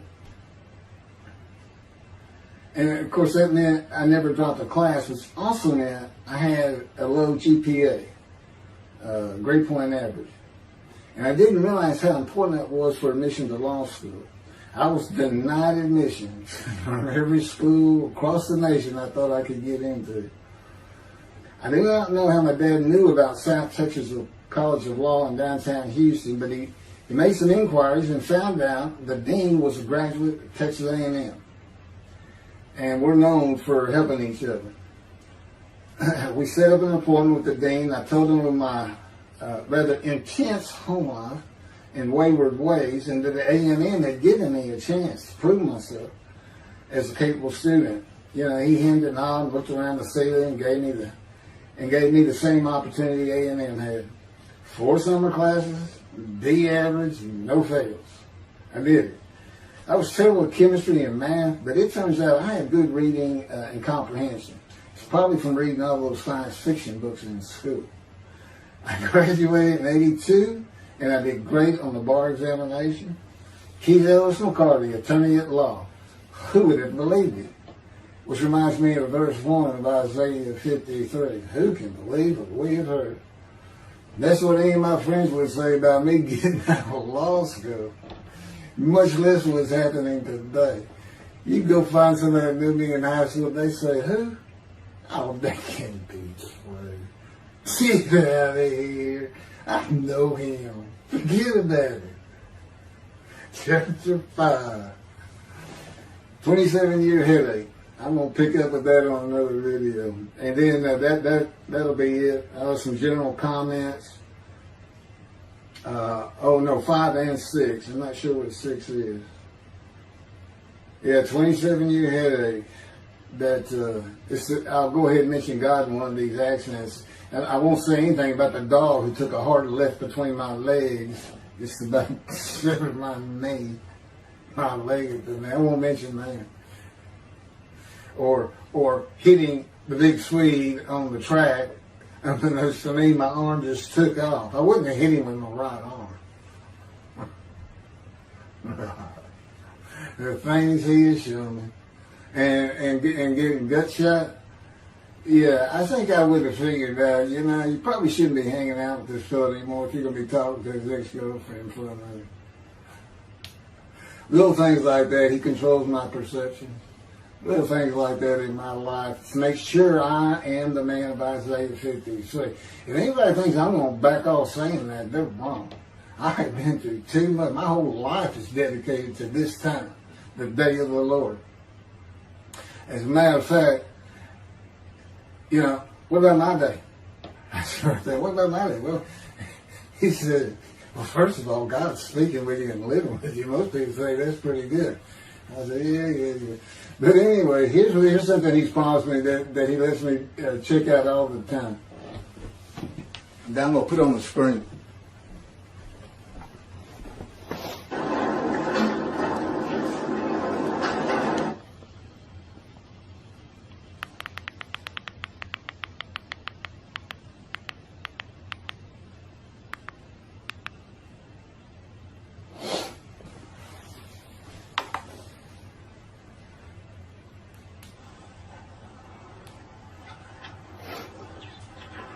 The Radiant GP Cycles, Shorties, Slip-Ons, Code Startup.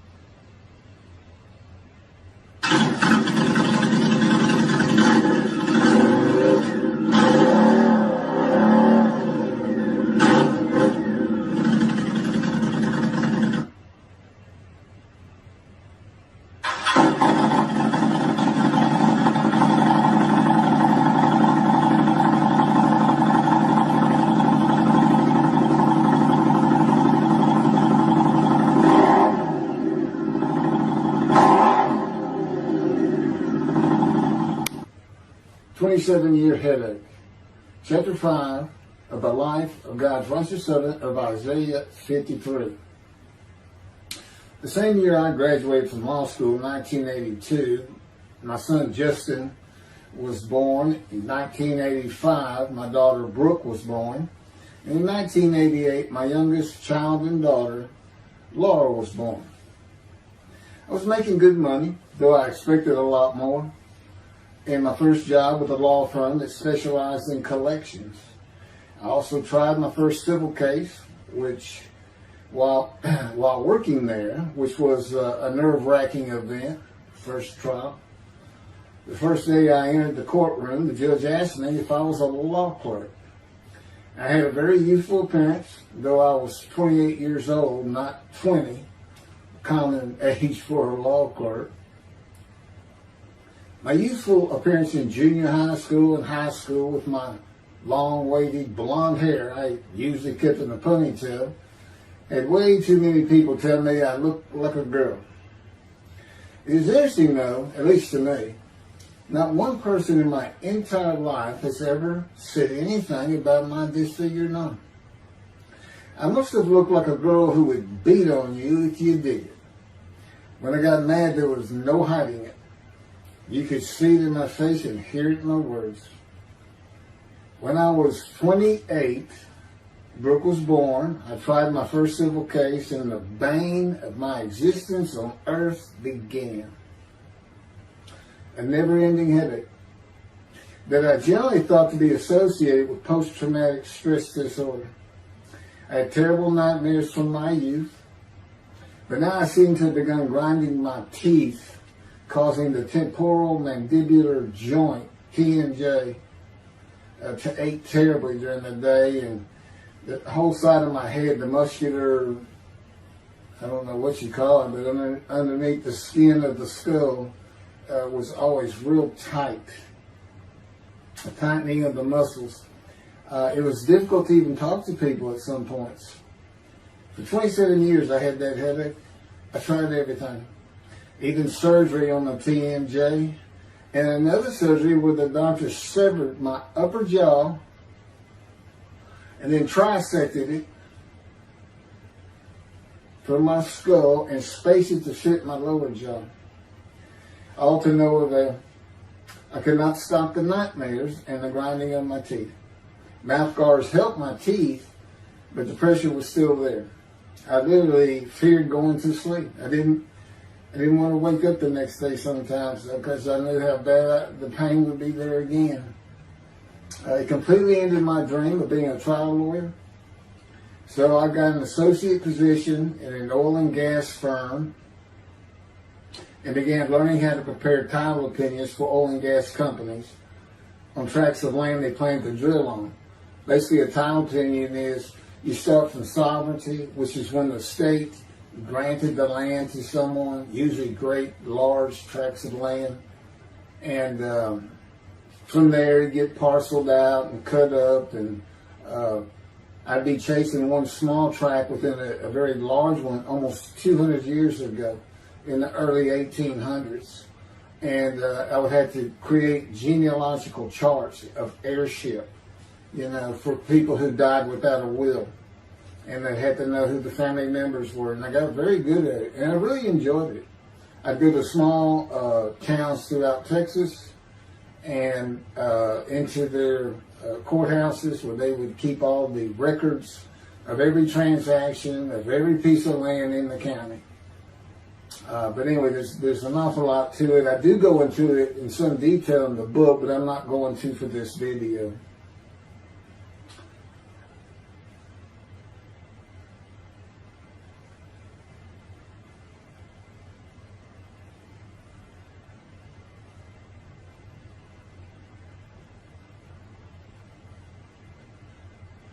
Eventually, I had my own firm. It's just me in my own office, and I was doing very well, though billing hours for title work is generally lower than other areas of the law, by the hour. But I had also been involved in multi-million-dollar sales of production between oil and gas companies, probated wills, prepared affidavits of heirship, worked with landmen to fix title defects, appellate work, including arguments before justices, plea bargaining in criminal cases for defendants, and anything else that came my way. Then it all stopped, and once again I was fighting for my life in 2001. This is chapter 6, skin, colon, and lung cancer. Oh, just, God would have me tell you, he gave me those headaches. When he came to me, I stopped having nightmares. He provides my dreams for me now. And often as a learning experience. But the grinding of the teeth, everything stopped, and I thought it was just because I wasn't having nightmares. And took away any symptoms of PTSD, for which I was receiving money from an insurance company for disability, partial disability. And that went on for about 7 years. Then one day we're out walking, year 7 of 13, and I had that headache. It just came, and I just stopped. And I said, "You got to be kidding. You did not give me those headaches." He said, "Yes, I did. It's necessary. You are considered the suffering servant of Isaiah 53. You had to suffer your entire life until you're suitable for my purpose," and that includes fitting every verse of Isaiah 53. At that time, I had finally read it, 7 years into all this. It was about year 2, I think. But yeah, he did. And, I ended up taking painkillers left and right and drinking with it, as so many people do. I was able to maintain, my life, my work, and everything, but it was enough to put the strain on my marriage that I pretty much blamed myself for it. And I told him I did it. That's the only time I got hot. Disfiguring me, gut shot, those things, they didn't bother me. But I said, you hurt my children terribly with that. Because I became a bad father. I mean, I wasn't the father I could be. I mean, they love me and I love them. We don't have any serious risks. They're off living their lives and they're all doing great.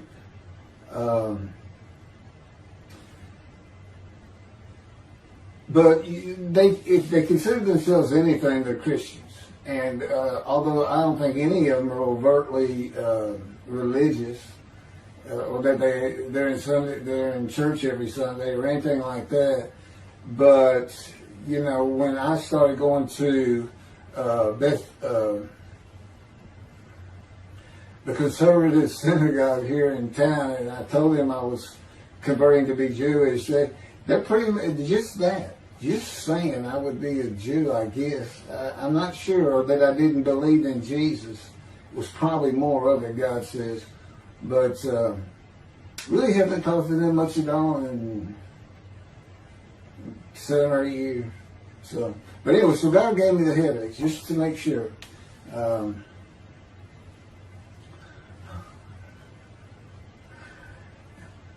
Anyway, I was married to Denise for 18 years, and we divorced in 1997 for irreconcilable differences.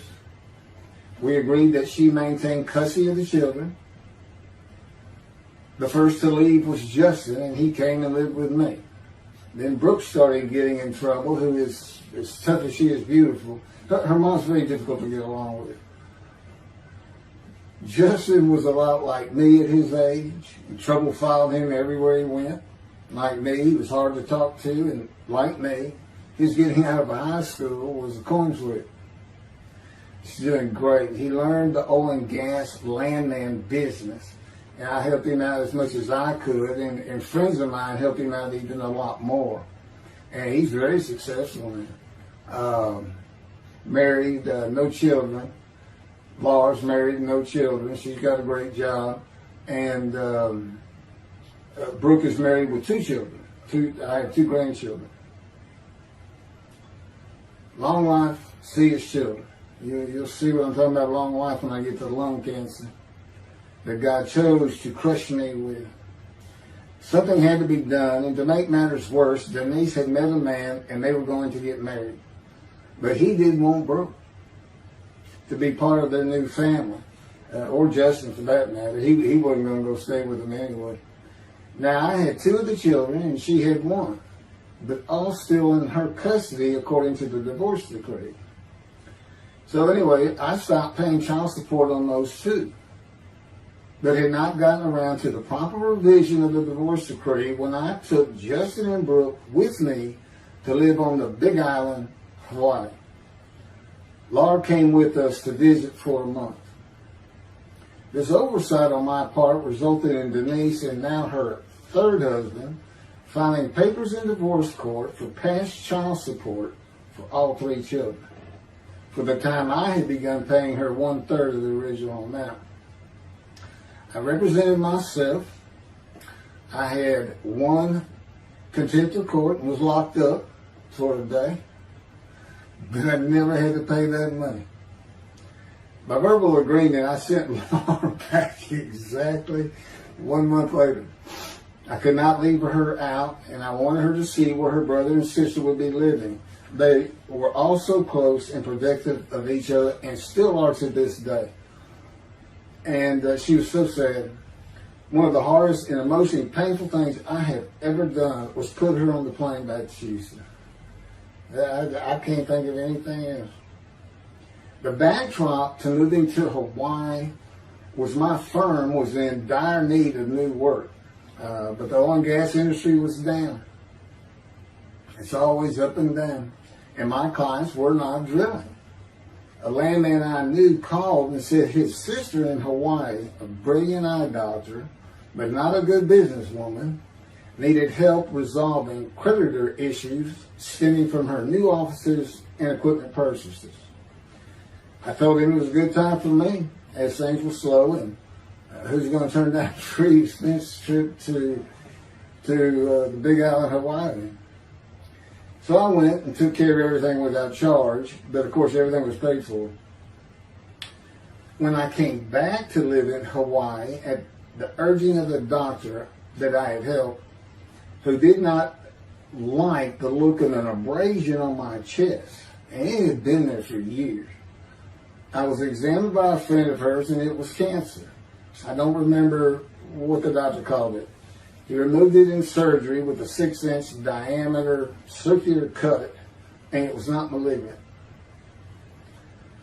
I could practice in just about any area of the law, and all I had to do was pass the Hawaii bar exam, one of the toughest in the nation. While studying for the bar, my body, all at once, in a moment, told me something bad was wrong with me. I had been running, swimming, riding my bike everywhere I went, letting Justin have the car, and had been feeling good and strong. In a moment's time, I was weak and sick while grocery shopping, and there was a pain in my belly and my abdomen. I did not know it, but a large tumor in my colon had burst through my colon, and I was bleeding internally. I did not go to a doctor, which I guess is my nature. That, and I did not have medical insurance. Anyone asking for help,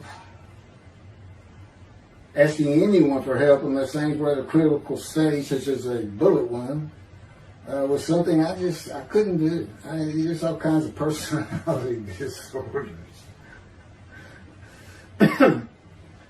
I thought surely it would pass, and decided to just give it time and bear up to the abdominal and belly pain. I continued studying and took the Hawaii bar on Oahu and Honolulu in the summer of 2001. I had lived in pain for so many years from my headache, and passing the bar was so important, I just kept going day by day. Pain was getting worse, and but I kept exercising. It's the only time I didn't focus on the pain. I had always been a fast healer, and I thought in any day it would just go away.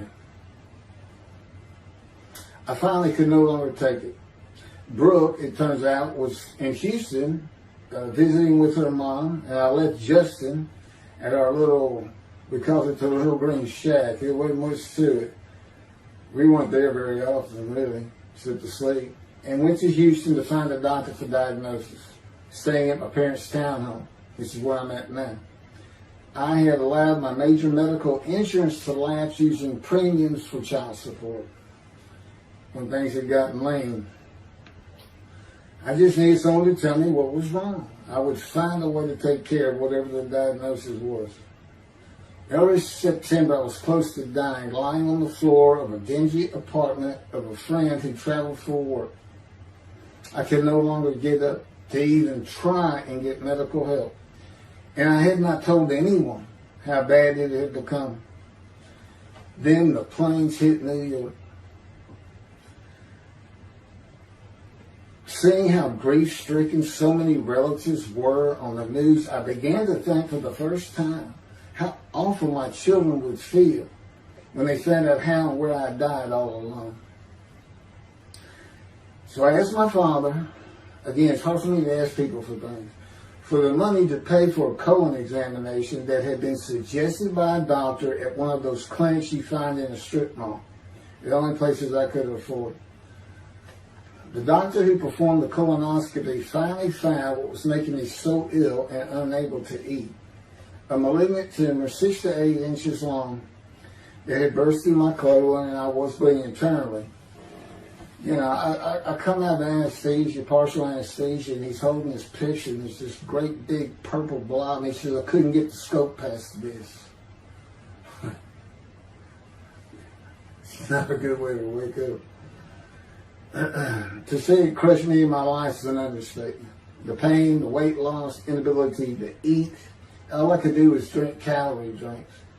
Began about 4 months before the colon examination. That was 4 months of sheer pain. But as it turns out, I did pass the Hawaii bar exam. It was now early October 2001. The doctor told me, look, you don't have insurance. Go to Bentop Hospital. That's the hospital I went to when I got gunshot. I prefer gut shot. It sounds better. Yeah, man. And he gave me the pictures from the procedure showing what he could not get the scope past, just shaking his head and saying, you should have come in much earlier. So I went to Bentop thinking I was here in 75, on October 5, dying, but I did survive. And here I am again on the first week of October 2001. I showed the pictures to the admitting nurse. Instead of them sending me to the waiting room, she just looked at me and she said, this is a public hospital. I mean, you can wait all day long to have a cold check. She looked at me and said, why did you wait so long? And how are you still alive? And I told her, I have no idea. She did not send me to the waiting room. They had an orderly take me immediately to a room. There they hooked me up to a morphine machine where I could hit a button at a time interval I can no longer remember and receive a small dose. I do know I never missed one. I was very depressed, and my parents who waited in that line for admittance with me looked so sad and depressed. It was not one of my better days, though I finally had some pain relief. Day after day, I lay there waiting for the next test they would run. It was during this time I received notification that Denise had filed papers in the divorce court to recover monies for the time I was taking care of 2 of the children. It's also when I received notification from Hawaii that I had passed the bar exam. So, Bentop Hospital, what a lifesaver. I mean, young surgeons in like Baylor University, medical schools, it's a prime position to get your hands on if you're going to be a surgeon, because you're in surgery all day long and all night long. As long as you can stand up, they're bringing people in. It's just a real hot spot in Houston and a great hospital. But it's not a place you want to stay. You really don't. My doctor would come in and be out so fast I never knew what was going on. He did tell you my previous surgery to my abdomen, where they opened me up from stem to stern, complicated removal of the tumor. On October 25, my son's birthday, who was now stuck in Hawaii, They cut me open again and removed the tumor. It was about a week or so later, I was released with a schedule for chemotherapy. I returned to the dingy apartment all alone. I just stared at the television for weeks. I did, and chemo was so depressing for those who had to go into it. A small room with big chairs for about 20 people who all looked like death, including me. Everyone with an assortment of bags of chemo dripping into our arms for hours. It took about 8 hours before I really got sick from it. And I had to park a long way to avoid paying for parking and drive a long way to the apartment. It was a very gloomy fall in winter. When I completed my chemo of once a week for 6 or 9 months, more tests were scheduled. I do not remember how many months the chemo lasted. I do remember I did not finish, missing the last 3 sessions. At the end, I could not get out of the door without bursting into tears and just not go. It just wore me down to nothing. On the bright side, it was my goal. I had my own apartment called the Loft. It was brand new and very nice on a bayou close to downtown Houston with a running trail alongside it and lots of woods near Memorial Park where I had been running a 3-mile circuit since high school. I returned to being told for follow-up tests, including x-rays on my chest, and the colon cancer had not returned then and to this day. The chest x-rays were another matter entirely. The doctor told me he had bad news and showed me the x-rays telling me the white spots I was seeing was cancer. They were everywhere. Lungs full of cancer, he said, at a stage I could not be treated with any success. My dad was with me, and I asked the doctor, well, what does that mean? And when he said you need to prepare for death, the look on my father's face was so sad and hurt at the same time I'll never forget. And we've been through some tough things in this house. Every house we've been in. It didn't affect me one bit. I did not feel anything. I was too beat down from the chemotherapy to care, I guess. God tells me I had a lot to do with that. And in fact, no matter what they said, I didn't think I was going to die. But I didn't know that. I just wasn't having that conscious thought. And God says he had a lot to do with that. Of course, he hadn't spoken to me yet. I have never seen a doctor for cancer or any other ailment since that day. I had to get Justin home was all I thought about. But I needed money. I found an old client that needed a title opinion for a drill site well.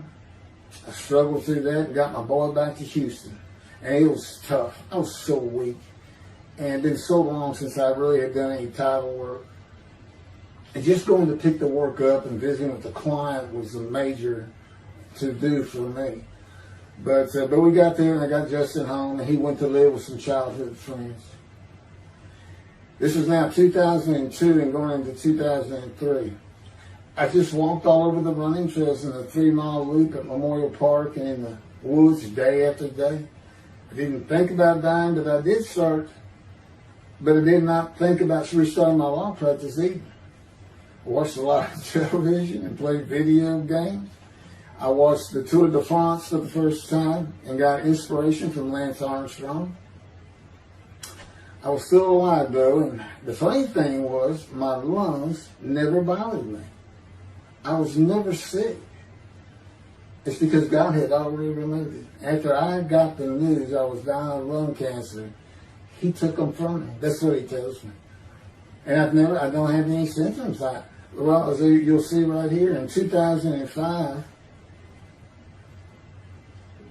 I picked up some title work here and there and made an office out of my loft. I bought my first motorcycle, soft-tail lowrider Harley Davidson. First time in many years I was happy. I love riding that bike.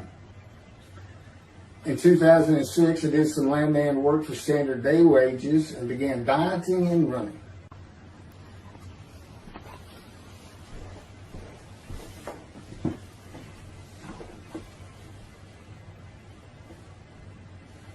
once again, my camera only goes for 29 minutes and 59 seconds, and I'm going to back up just a little bit. In 2006, I did some land work for standard day wages and began dieting and running. I had never been a swimmer in terms of training for it. I love the water and swimming, but I never trained with laps at different paces and various distances. Mostly because I was so slow, because of my right arm. I was reaching an age, though, where endurance in my running was more important than speed. And so endurance swimming was too. In Hawaii, I had seen the athletes come to Kailua Kona, where we lived and where the Ironman triathlon begins and ends. Matter of fact, my little green shack was just right on the route to where they start. That was a fun week, and it was amazing watching the athletes train and prepare for the race. I would think to myself, a human being, the human body cannot do what they are doing. Yet they were, and they did. It's just amazing. I decided to learn how to swim more efficiently and how to train for distance and endurance. Get a regular and triathlon bike and enter some triathlons. I was still alive and finally a direction and purpose in my life. Training every day for long periods of time. It really helped with my headache, and I slept better. In 2007, I signed up for the March 30, 2008 Lone Star Half Iron Triathlon in Galveston, Texas, and the October 5, 2008 Longhorn Ironman 70.3 in Austin, Texas.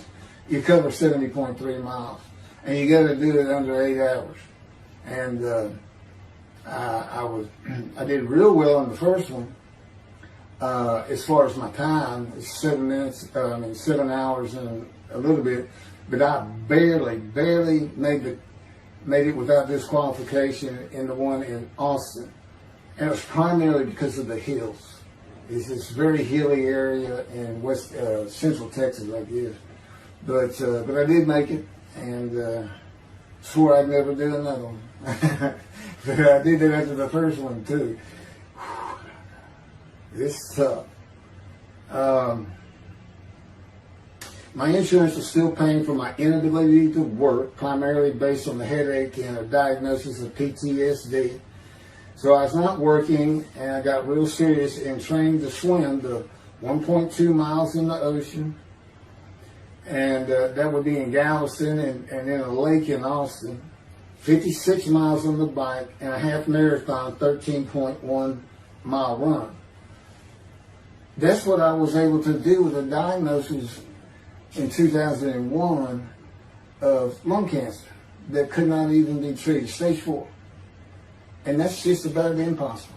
It would take a miracle of God for that to happen, because generally you're going to die within 1 year. They say if you get lucky with good medical treatment, you might make 5 years. But 1 year is the standard, if you can make it that long. That's my proof that I offered myself to guilt for God. Because you can't, it's not something provable. All you can do is show the results of that offer. And again, guilt's an emotion. I got way too many videos and everything to get too detailed on it. But that is the proof. You know, I got the colon cancer 20 years ago when the planes hit New York. And it was 2000. Oh, that was 2001, right. Too many things go through my mind when I start thinking about those cancer years. But God, He removed it. He had something for me to do, but that's verse 10. God chose to crush him with the disease. And as I've mentioned, the reason He chose that is to show that I was blemished, defective, could not possibly be an offer for sacrifice, because He knew what the Gentiles were going to do. They were going to put an unblemished lamb in there and call the Jewish people's Bible their own, and use the laws of Leviticus, not unlike Mr. Toby, the singer, and his 6 million blemished ram sacrifice by Hitler, the righteous servant of God. That's how that seems to read. He's welcome to respond any way he wants to that. But it's on the video, it's in the book, it's in quotes by him. It's from his midrash, from his site. And he said, share this with everybody. Everybody can take it and just share how great my knowledge is. Well, it's lacking in some areas. There's any question he's an intelligent man. But his reasoning capabilities, in my opinion, at least as to Isaiah 53, are severely wanting. I am that man. And God's going to give the Christians hell with it and with me. Just like I just heard this for the first time on the video. When all of a sudden he had me say that Jesus announced he wasn't the man of Isaiah 53 on the cross. When he said, Father, Father, Father, why are you forsaking me? Because he was about to die. In Isaiah 53, who he thought he was, and he's not, who he didn't fit the verses, but he thought he was supposed to be exposed to death, but given long life. So boldly he goes into the Roman Jerusalem and gets himself taken up. He's not worried. Delusional, yeah, maybe, but as far as I'm concerned, he's nothing but a story. He never existed. And the story starts with the Essenes of the Red Sea Scrolls and the teacher of righteousness. Real quick, I'll go over that. Here's the thing.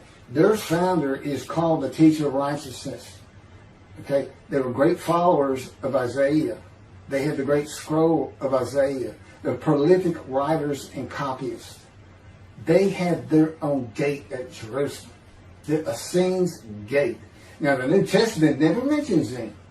You got Pharisees, Sadducees, Essenes, but they never mention an Essene. And Jesus, quite frankly, would have been one of them. Because they embody who he is. They didn't like riches, hated sinning. They didn't like material things. They removed themselves from Jerusalem, in the most part, to those caves by the Dead Sea for that very reason. But they did have a gate. They still had people who would be there, and you know what they would do at the gates? Tell stories. That's what you do. You tell stories, and it is a great story. Here's this guy, he's connected with God. Back then they believed men were gods. Caesar was a god. Over in Egypt you had the same thing going on. It's a common thought that men could be gods. And this story just springs up. And they didn't even question. They'd have gone and questioned it. I mean, they're sitting right front and center in Jerusalem. You think they didn't hear this man walking on water, raising the dead, feeding 5,000 with 2 fish and 5 loaves, turning water to wine? That alone, Rome would have said, Caesar would have said, he does what? He turns water to wine. Bring him to me. Don't touch a hair on his head. You don't kill the man who turns water to wine. You send him out with your armies. Make your men happy. It's there's so many ridiculous aspects to it. Most particularly, God performed a human sacrifice for the sinning Gentiles. He's left the sinning Jews for the sinning Gentiles. But he gives them an out, these Gentiles, not his church. He gives them an out. I know, I'm going to kill my son for you. So that you'll be forgiven of violating my commandments and laws. If anybody knows God, and the Jews do, and I know him like nobody's business, that's not him. That's not him. I mean, he told the Jews, I'm never going to leave you, but I will punish you. Now that's him. That's him. And he'll put you to hell just to make you a better person, a better people. And he has no plans of changing that. He's not going to change the minds and the thinking of billions of people to make them love the Jew. He's just not going to do it. And the practicality is he didn't create man for him to even be able to do that. Now, he could have created humanity where he could do that. He could change the mind of everybody at the same time. But I'll tell you on this, he's been working on my mind for 13 years. It is one brutal cop bump. It's a very one-on-one affair. Now, he says, I could just kill everybody. I mean, that's easy enough. That's easy. I could just kill everyone, but He said, that's not, it's all about this. You got to know how to read the Bible. It's written for antiquity first and the Dark Ages, and then the Age of Enlightenment. I mean, basically he's saying you've got to go back over it. You've got to check these guys. You got to check Rambam and his speech. God's going to make the world speak Hebrew. Or, they will be the pure speech. You got to check some of this stuff. And I read Rashi's, I went to his Isaiah 53 Midrash, and all I can say is very unimpressed. I've seen what he has to say in Malachi. He didn't pick up on any of this. He didn't know what the angel of the Lord is, the angel of the covenant that you desire. He doesn't know how Moses goes by a burning bush that's not consumed. The angel of the Lord is in there, and God speaks. I do. To me, it's just like, well, you just get some basic concepts, and all of a sudden, and quite frankly, it'll open up the scripture to the Jews. They can put the Talmud aside for a little while. But I will say this. God says, if you can study it, study it. There's all kinds of great things in it. Just be real careful about what you teach from it. And it's useful for heaven.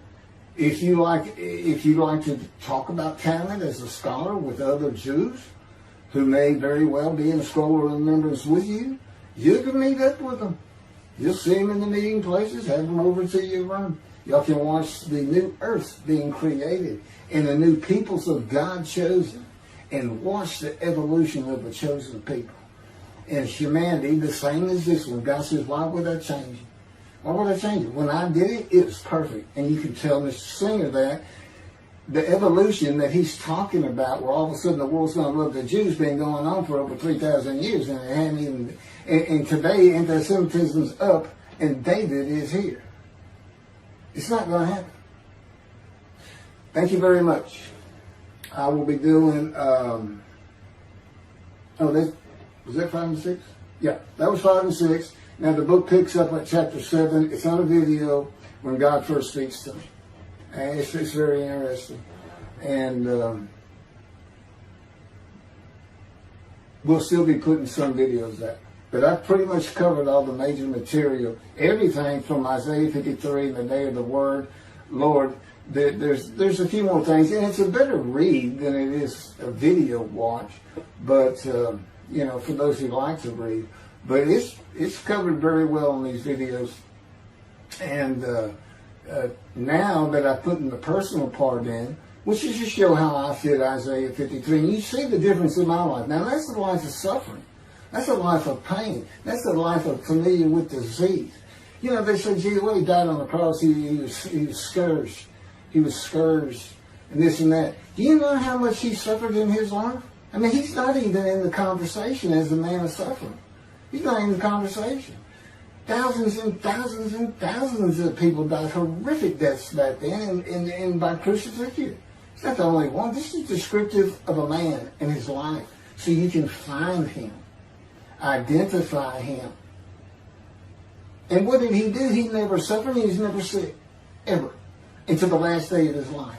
He's 30 years old and he's got one day under his belt of pain and suffering. To me, that's not, you're not even in the conversation. I mean, that's nothing. That's not even suffering. That's just, you had a bad death, sorry. You got whipped first. You got whipped. One gospel says that the scourging was an open-handed slap to the face. Now, the other three do say scourge.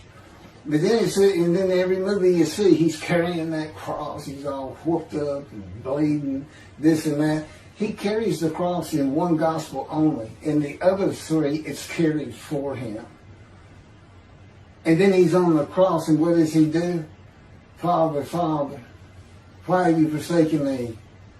And then the gospel says, one of them, and then he gave up the ghost. He gave up and died. I laid in the back of an ambulance for 8 hours, doing everything I could in my power to stay alive. Just gave up the ghost. There's another video where we make that a little bit more humorous. Anyway, thank you for listening, and I guess that's it. Thank you.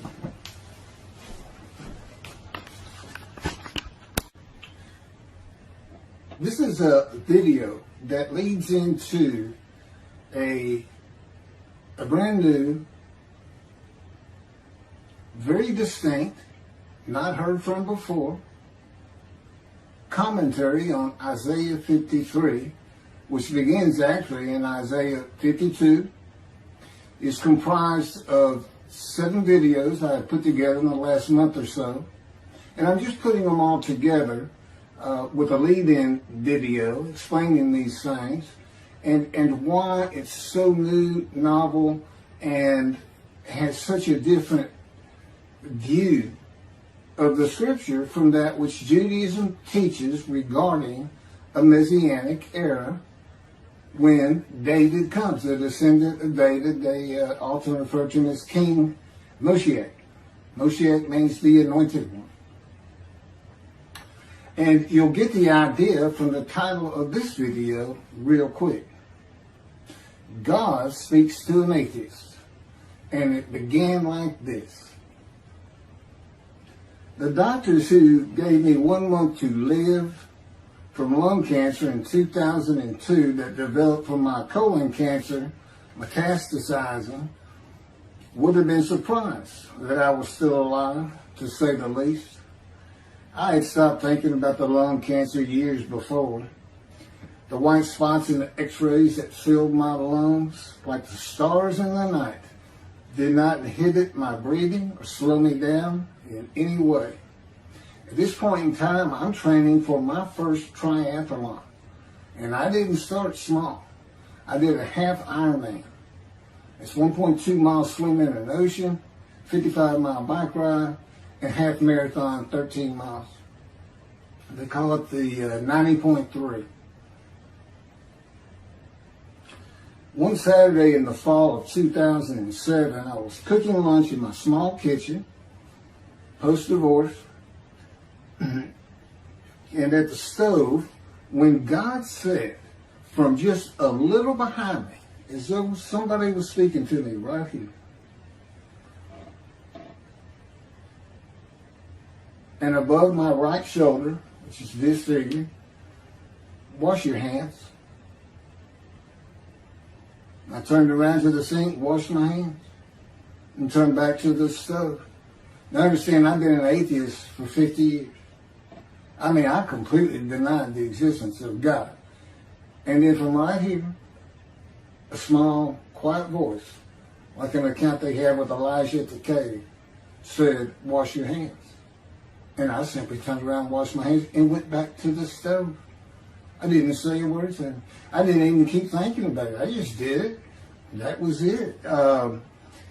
It was as though he had always been there. Just as to Adam. That's what I liken it to. And he dictated this to me. This is from my book, the book of my life that God dictated to me. It's called The Righteous Servant of God of Isaiah 53. No, the life of God's righteous servant of Isaiah 53. And he put it together. And he did it because he actually came to me, as Jeremiah would say, in the womb, but in my first year of life. And like Ezekiel, lit and entered me. So that part of chapter 11 of Isaiah happened well over 62 years ago. That's when that happened. That's when Moshiach was here. For all these rabbis and commentators who have been saying, he's here, no, he's here. Well, he's been here, I've been here a long time. I just wasn't prepared and hadn't even heard his voice yet. But what he did, you know, with Jeremiah, he made sure he was a priestly, godly man and guided his life. With me, it was to make sure I fit every single verse of Isaiah 53 as only I can explain it, what it's for, what it all means, and live a life of suffering familiar with disease. God chose to crush him with disease that he would offer himself for guilt and receive long life to see his children. That's my proof that it happened. They told me 20 years ago, we can't treat this lung cancer. It's too advanced. You're going to die. And you're going to die real soon. You need to prepare for it. And it did crush my life. I stopped working. I just kept waiting to die. And I didn't die now. I'm training at this point in 2007. I'm training for a triathlon. I finally said the heck with it all. And that's the proof. Crushed with disease, exposed to death. That's in verse 12. Exposed to death. And here I am, 20 years later, still going. Haven't seen a doctor since. Never received any treatment, which is unheard of with lung cancer. And I had colon cancer before that, and I had skin cancer. I'm a man familiar with disease, that God chose to crush the disease. And these 7 videos put together as one, obviously I wouldn't ask or want, and I couldn't do it, to listen to them all at one time. But I know you can mark your spots and everything. But it was spread out in 7 different videos, and I thought, well, the next video I'll do, I'll have a preamble to it and explain. This is not fooling around. Once you learn my version, which comes from God, of when Moshiach comes, the day of the Lord, which is left out of the Messianic era. But if you ignore me, God says, as my role as Elijah, God says, when he does return to his temple suddenly, it's going to be with, and it's not there, it's going to be with utter destruction to the land.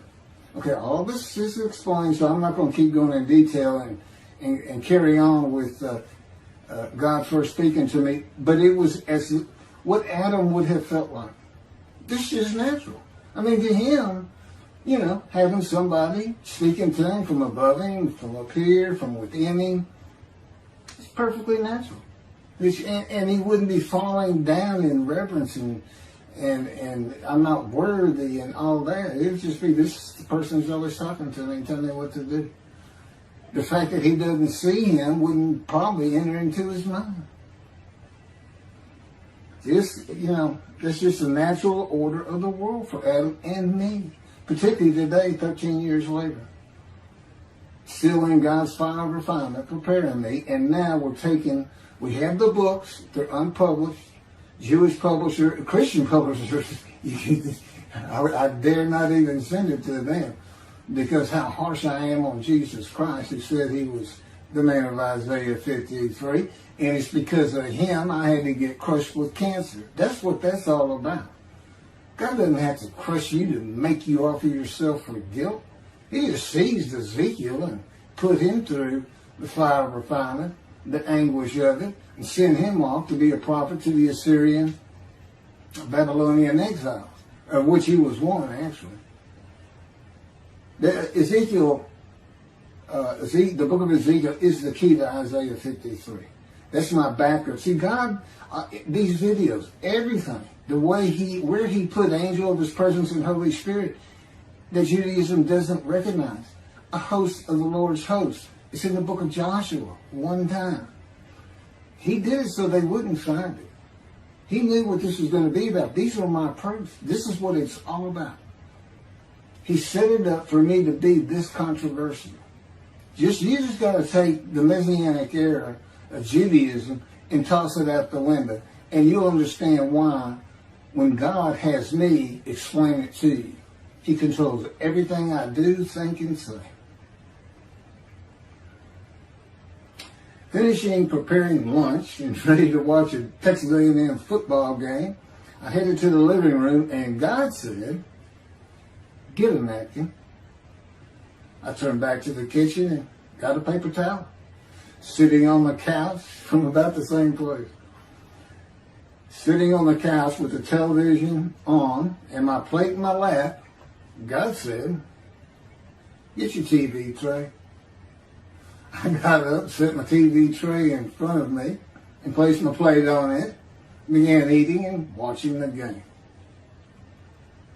That night, I was in bed reading a book. From the doorway, God said, "Tomorrow we're going to Bed Bath & Beyond, the store, to buy a shower curtain, sheets, pillowcases, and shop in general for things that you need." I said, "Okay." and continue reading my book. That's God spoke to an atheist. That's how it started. We call it the early years now when we talk about it. It was so different from the way things are and all the same in the same breath. And I have since learned this. It was by his power upon my emotions and thoughts that his presence with me was though he had always been there. In other words, when you read in the Hebrew Bible, God calls somebody's name like little Samuel, and he says, here I am. Here I am. Now there's some accounts of people falling to the ground, but he can put a silent knowing to you. He can put knowledge within you, your mind, where you never hear a word from him. In other words, put into your mind, the God of all creation is about to speak to you. And he doesn't have to say, stay calm. He controls emotions. He told me, Keith, I created emotion. And there's nothing I can't do with yours, and believe me, it's been proven to me.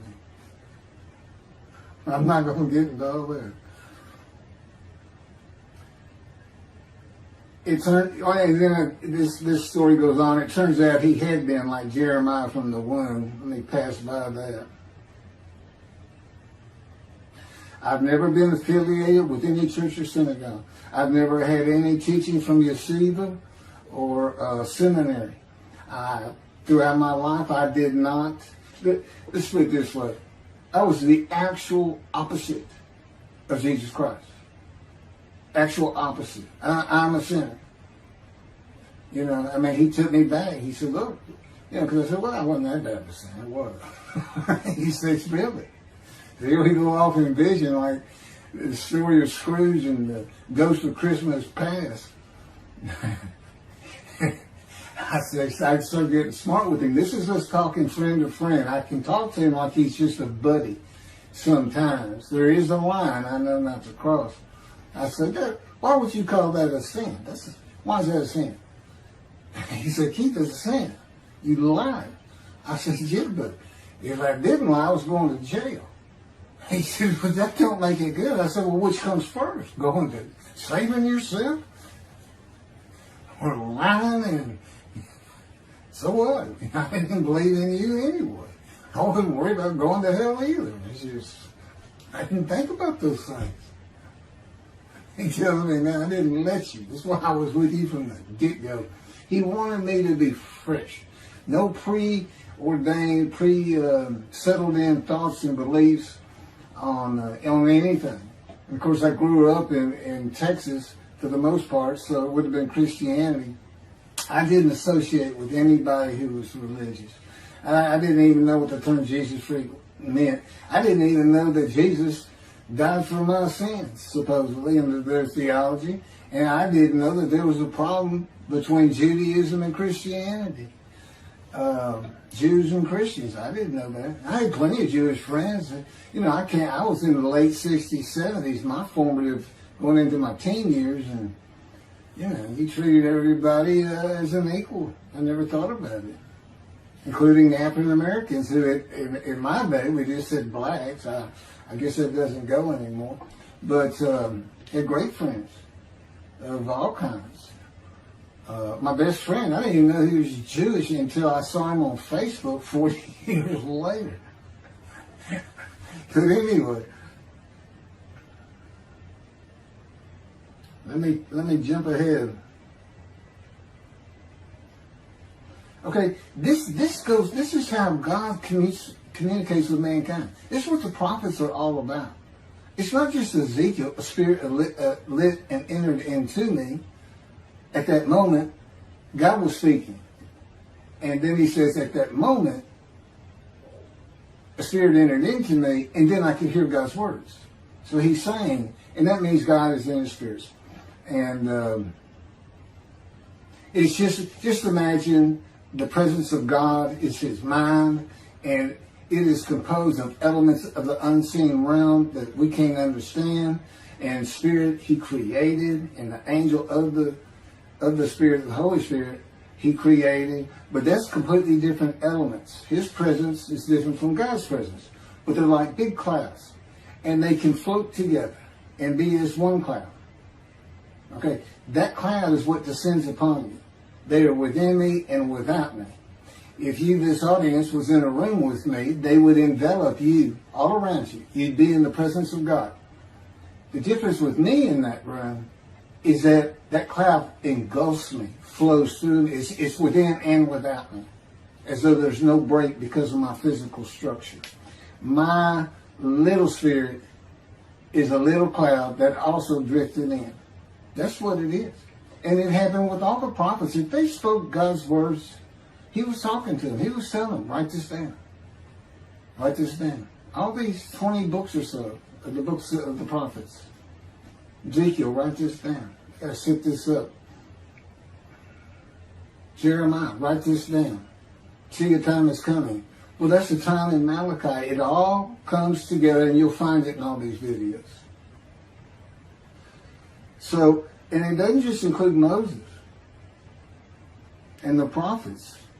The man who wrestled with Jacob. Jacob says, I wrestled with a man in divine beings. Well, you know, Judaism doesn't acknowledge the Holy Spirit as the person, which is beyond belief, because there's so many references that this is clearly a person, the angel of his presence. But it's just God going to a man saying, hey, wake up, I'm the God of this land. See this man over here asleep? His name's Jacob. He's got his head on a rock. Go jump on him, start wrestling. Don't worry about it. I'm going to orchestrate the whole thing. You'll be fine. And the guy would have said, here I am, let's go. That's how he does. And Judaism says the man in divine beings is an angel. No, he's not. That'd be like saying, I'm an angel. And you wouldn't want to say that. Well, you wouldn't want to say it to me before he came to me, because that made me mad. But I had a hell of a temper, just like Moses did, and like Ezekiel did. And God knows how to knock it out of you, to where you smile and laugh a lot. Because I never used to. Now, well, you got to read the book, and you'll get it.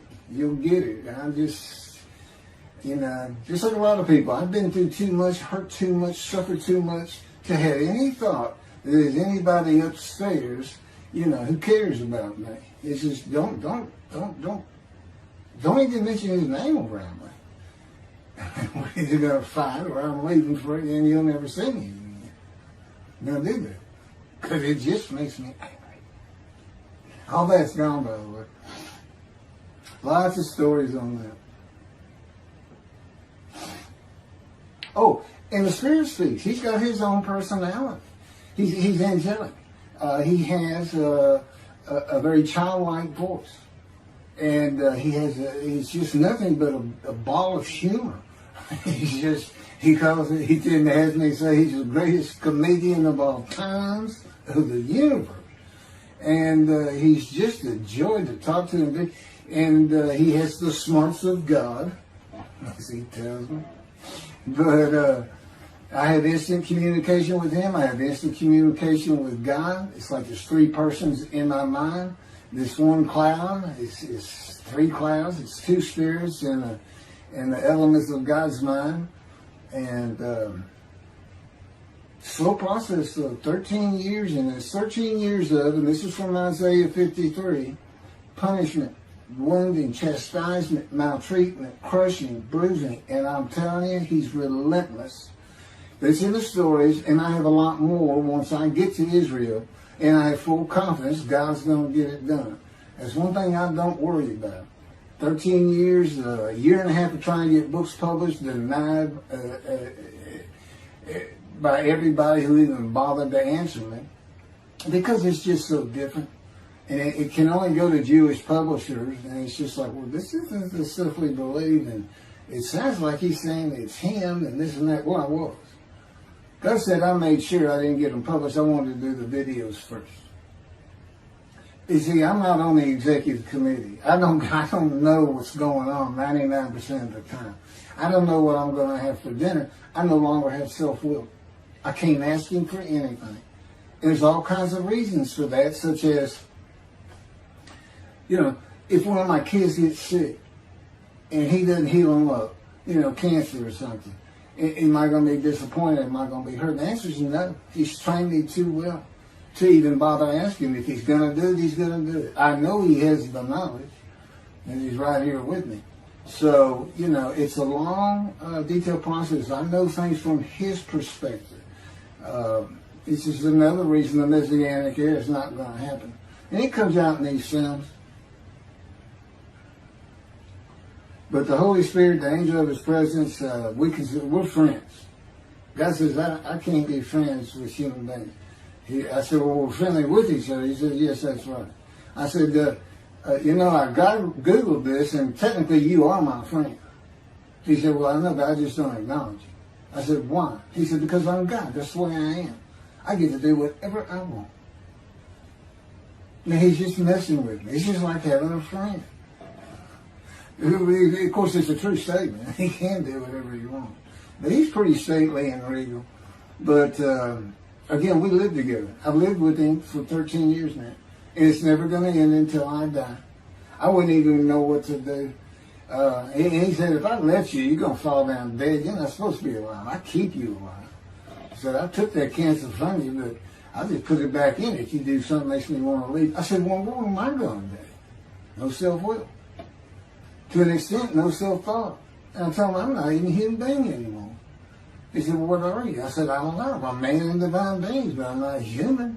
I don't have self-will. That's what distinguishes the human being from the animal.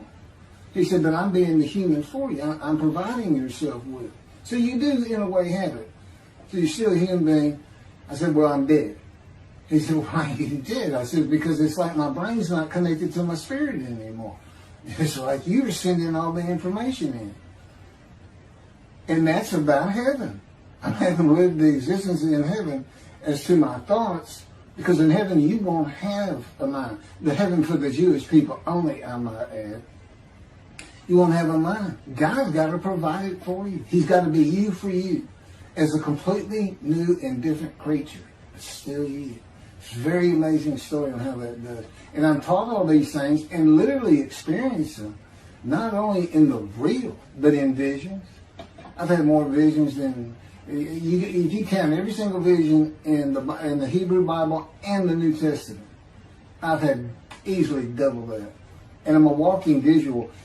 God's communication, and this actually shows up in the story of Moses. He won't let me tell right now. But he puts images in your mind. Instead of saying a sentence, you get something in your mind, a picture. Anyway, I call it visuals. And you can be wide awake for those. And I can be in vision wide awake. Okay, so we finished our shopping. You get shower curtains and everything. And God said, let's go to the bookstore and get you a Tanakh. To which I reply, well, what's a Tanakh? I didn't Hebrew Bible, okay. Well, I know the Holy Bible, the New Testament and Old Testament. And on we go. I'm starting to learn for the first time. At Barnes & Noble's, we looked at all the Hebrew Bibles and purchased the Jewish Publication Society's Tanakh, the Holy Scriptures, which is a translation that began in 1956. It was published in 85. Men who spent 30 years on the Leningrad Codex, the oldest Hebrew Bible in existence. They started from scratch. I hear these rabbis and people saying, well, I know what these translations are, this and that and this. And God says, just go with the JPS. They hit it right just about every single time.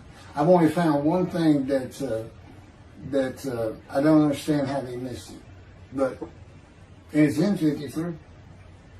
This is the 1985 edition. That's the best translation you can get out there. And I don't just hear God speak to me. His presence is heavy. And I'm also, it says he pinned Ezekiel's arms behind his back with his cords of power. And by his cords of power, Ezekiel could not leave his house. That's in Isaiah 53. He took him from the land of the living. Took him from society. The man of Isaiah 53 lives, so he's taken from society, but that doesn't, from the land of the living, that doesn't mean he died.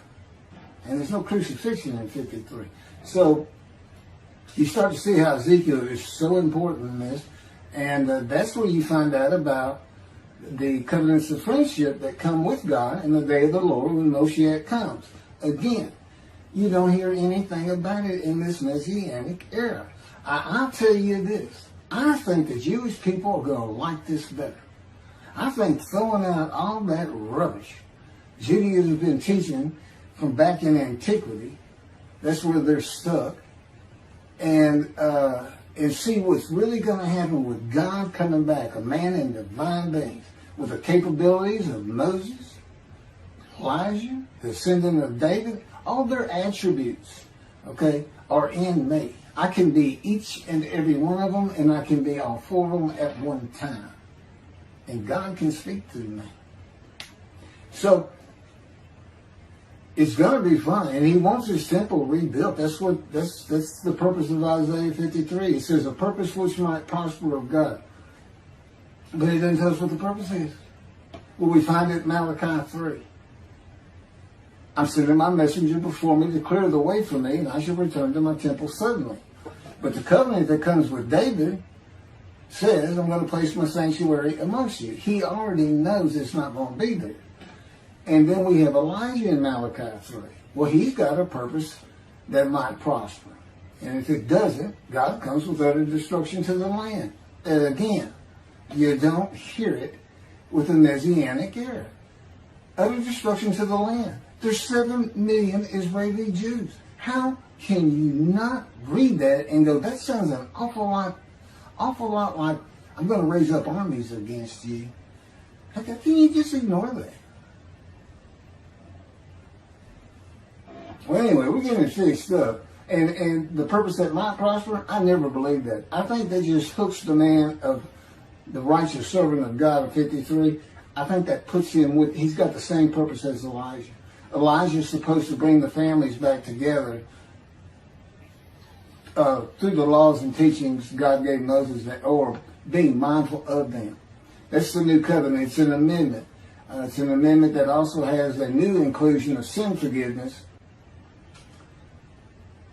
Over the last 63 years, God's presence has resided in Texas, Louisiana, Florida, and Hawaii.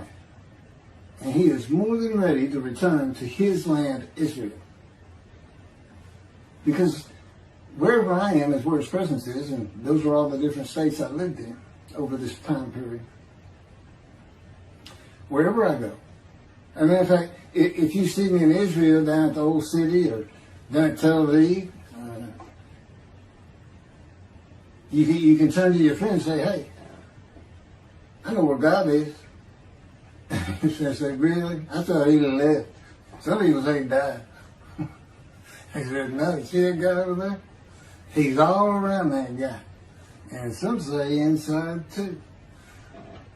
That's what it's going to be like. God says, when we get to Israel, we're never leaving again. I said, I wanted to see Great Britain. He said, it's like, did you just ask for something? I'm like, oh. Yeah, that's good. I hope I fry if I hit the border and cross over. I hope I just burn up, bust in a combustible flame. But anyway, that's where he wants to be. And I'm assured he's going to get there. This purpose that might prosper, again, I think it just shows the purpose of the righteous servant and a purpose of Elijah. Because he knew I was going to be teaching. There's only, in the day of the Lord, as you would imagine, he wants to have all the prophecies fulfilled, be done with the prophecies. And there's only a handful, 4 men to come that we've never seen. The descendant of David, prophet like Moses, Elijah, and of course the righteous servant. We only have one description. Even the sages knew you got to have a description of the descendant of David. It's Isaiah 53. They called him in the Babylonian Talmud the leper scholar. You'll see me referencing it on just about every video. In other words, I'm saying, look, it's not Jesus, it's not the people Israel is taught today. it's this guy from the Talmud that just hadn't come yet. You just didn't know, didn't have a man that fit the description. Well, you do now. And two covenants. The friendship covenant, which is actually in two parts, Ezekiel 34 and Ezekiel 37. One part of which is, I'm going to put my sanctuary amongst my people. And the other part, interesting enough, has to do with the land blooming again, which is Jeremiah 31. See, a time is coming, the land will bloom again. See, a time is coming, the cities, after desolation of many years, 2,000 plus actually, will be restored, and Jerusalem rebuilt. And the Jews shall never be defeated again. Okay, now we just talked about utter destruction likened to armies being raised. But here it is in this friendship covenant, in this, Jerusalem being rebuilt. If that's done, then you'll never be defeated again. So, you look and you go, well, there's kind of a problem between those two. And what I think it means is he's going to get the temple built now that Jerusalem's been rebuilt and he's come. That this might prosper because, it kind of gets you. So what is the purpose of God might prosper? Who thought you could do everything?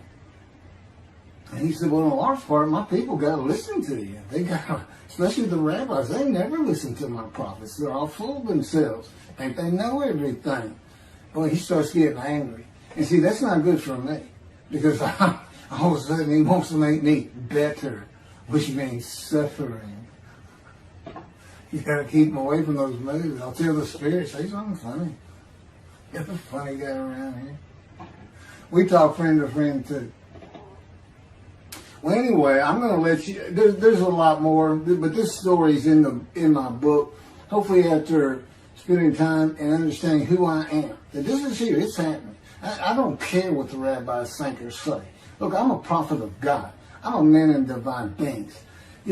If I say something contrary to what they think and say and believe, they're wrong automatically. It's a given because God is the one telling me all these things. It's His book. They're wrong automatically. And He is livid that I'm having this problem with Isaiah 53 being the people Israel. Well, it's in the videos, but you ought to see the arguments they really put back before that for Isaiah 53:10 and other verses. Rabbi Tovia Singer, Rabbis Judaism, he went Christian. The Christians went to the laws of Leviticus, animal sacrificial laws, and said Jesus is the unblemished lamb. That's why, and they're using, Leviticus, where you could offer a lamb and for unintentional sins, but nevertheless, they turned it into he was a human sacrifice, which he says himself. He says, God no longer wants bulls and goats for sin. He's prepares my body for sacrifice. These human sacrifices, and God made the sacrifice to Gentiles so they didn't have to obey His commandments and laws. From an atheist who comes in with no religious background, I read that and I look up face to face with God wherever He is at the moment. And I say, you got to be kidding me. People believe this? He said about 2 billion right now. He said, I'm not going to bother trying to tell you how many there's been in 2,000 years. God made a human sacrifice to me so I can go to heaven and I can go kill somebody if I want to. I can go rustle. I can go beat my wife and my kids. I accept Jesus again. God was teaching me the New Testament, and this guy at one of these mega churches came up to me and says, if you do accept Jesus Christ, you're not just forgiven of all sins that you have committed. You're forgiven of every sin you're going to do in the future. I said, really? He said, yes, really. He said, Jesus knows you're going to do it, and He already forgave you. I said, what? Okay. So, if you're a Christian, you can just sin all the time, because Jesus knew you were going to do it. I hadn't actually heard that taught, but that's the effect. Okay. This year in Jerusalem. Enjoy the books. Don't try to listen to the videos. Don't try to watch them all at one time. But what I did is I put them together for you in the order they should be. And I just thought it'd be easier. And we're kind of coming to the end of our videotaping for a little while, it seems like. Again, I'm not on the executive committee with God and His Spirit. I never really know what we're going to do next. And the books are at keithmccarty.wordpress.com. You can find that on my YouTube channel.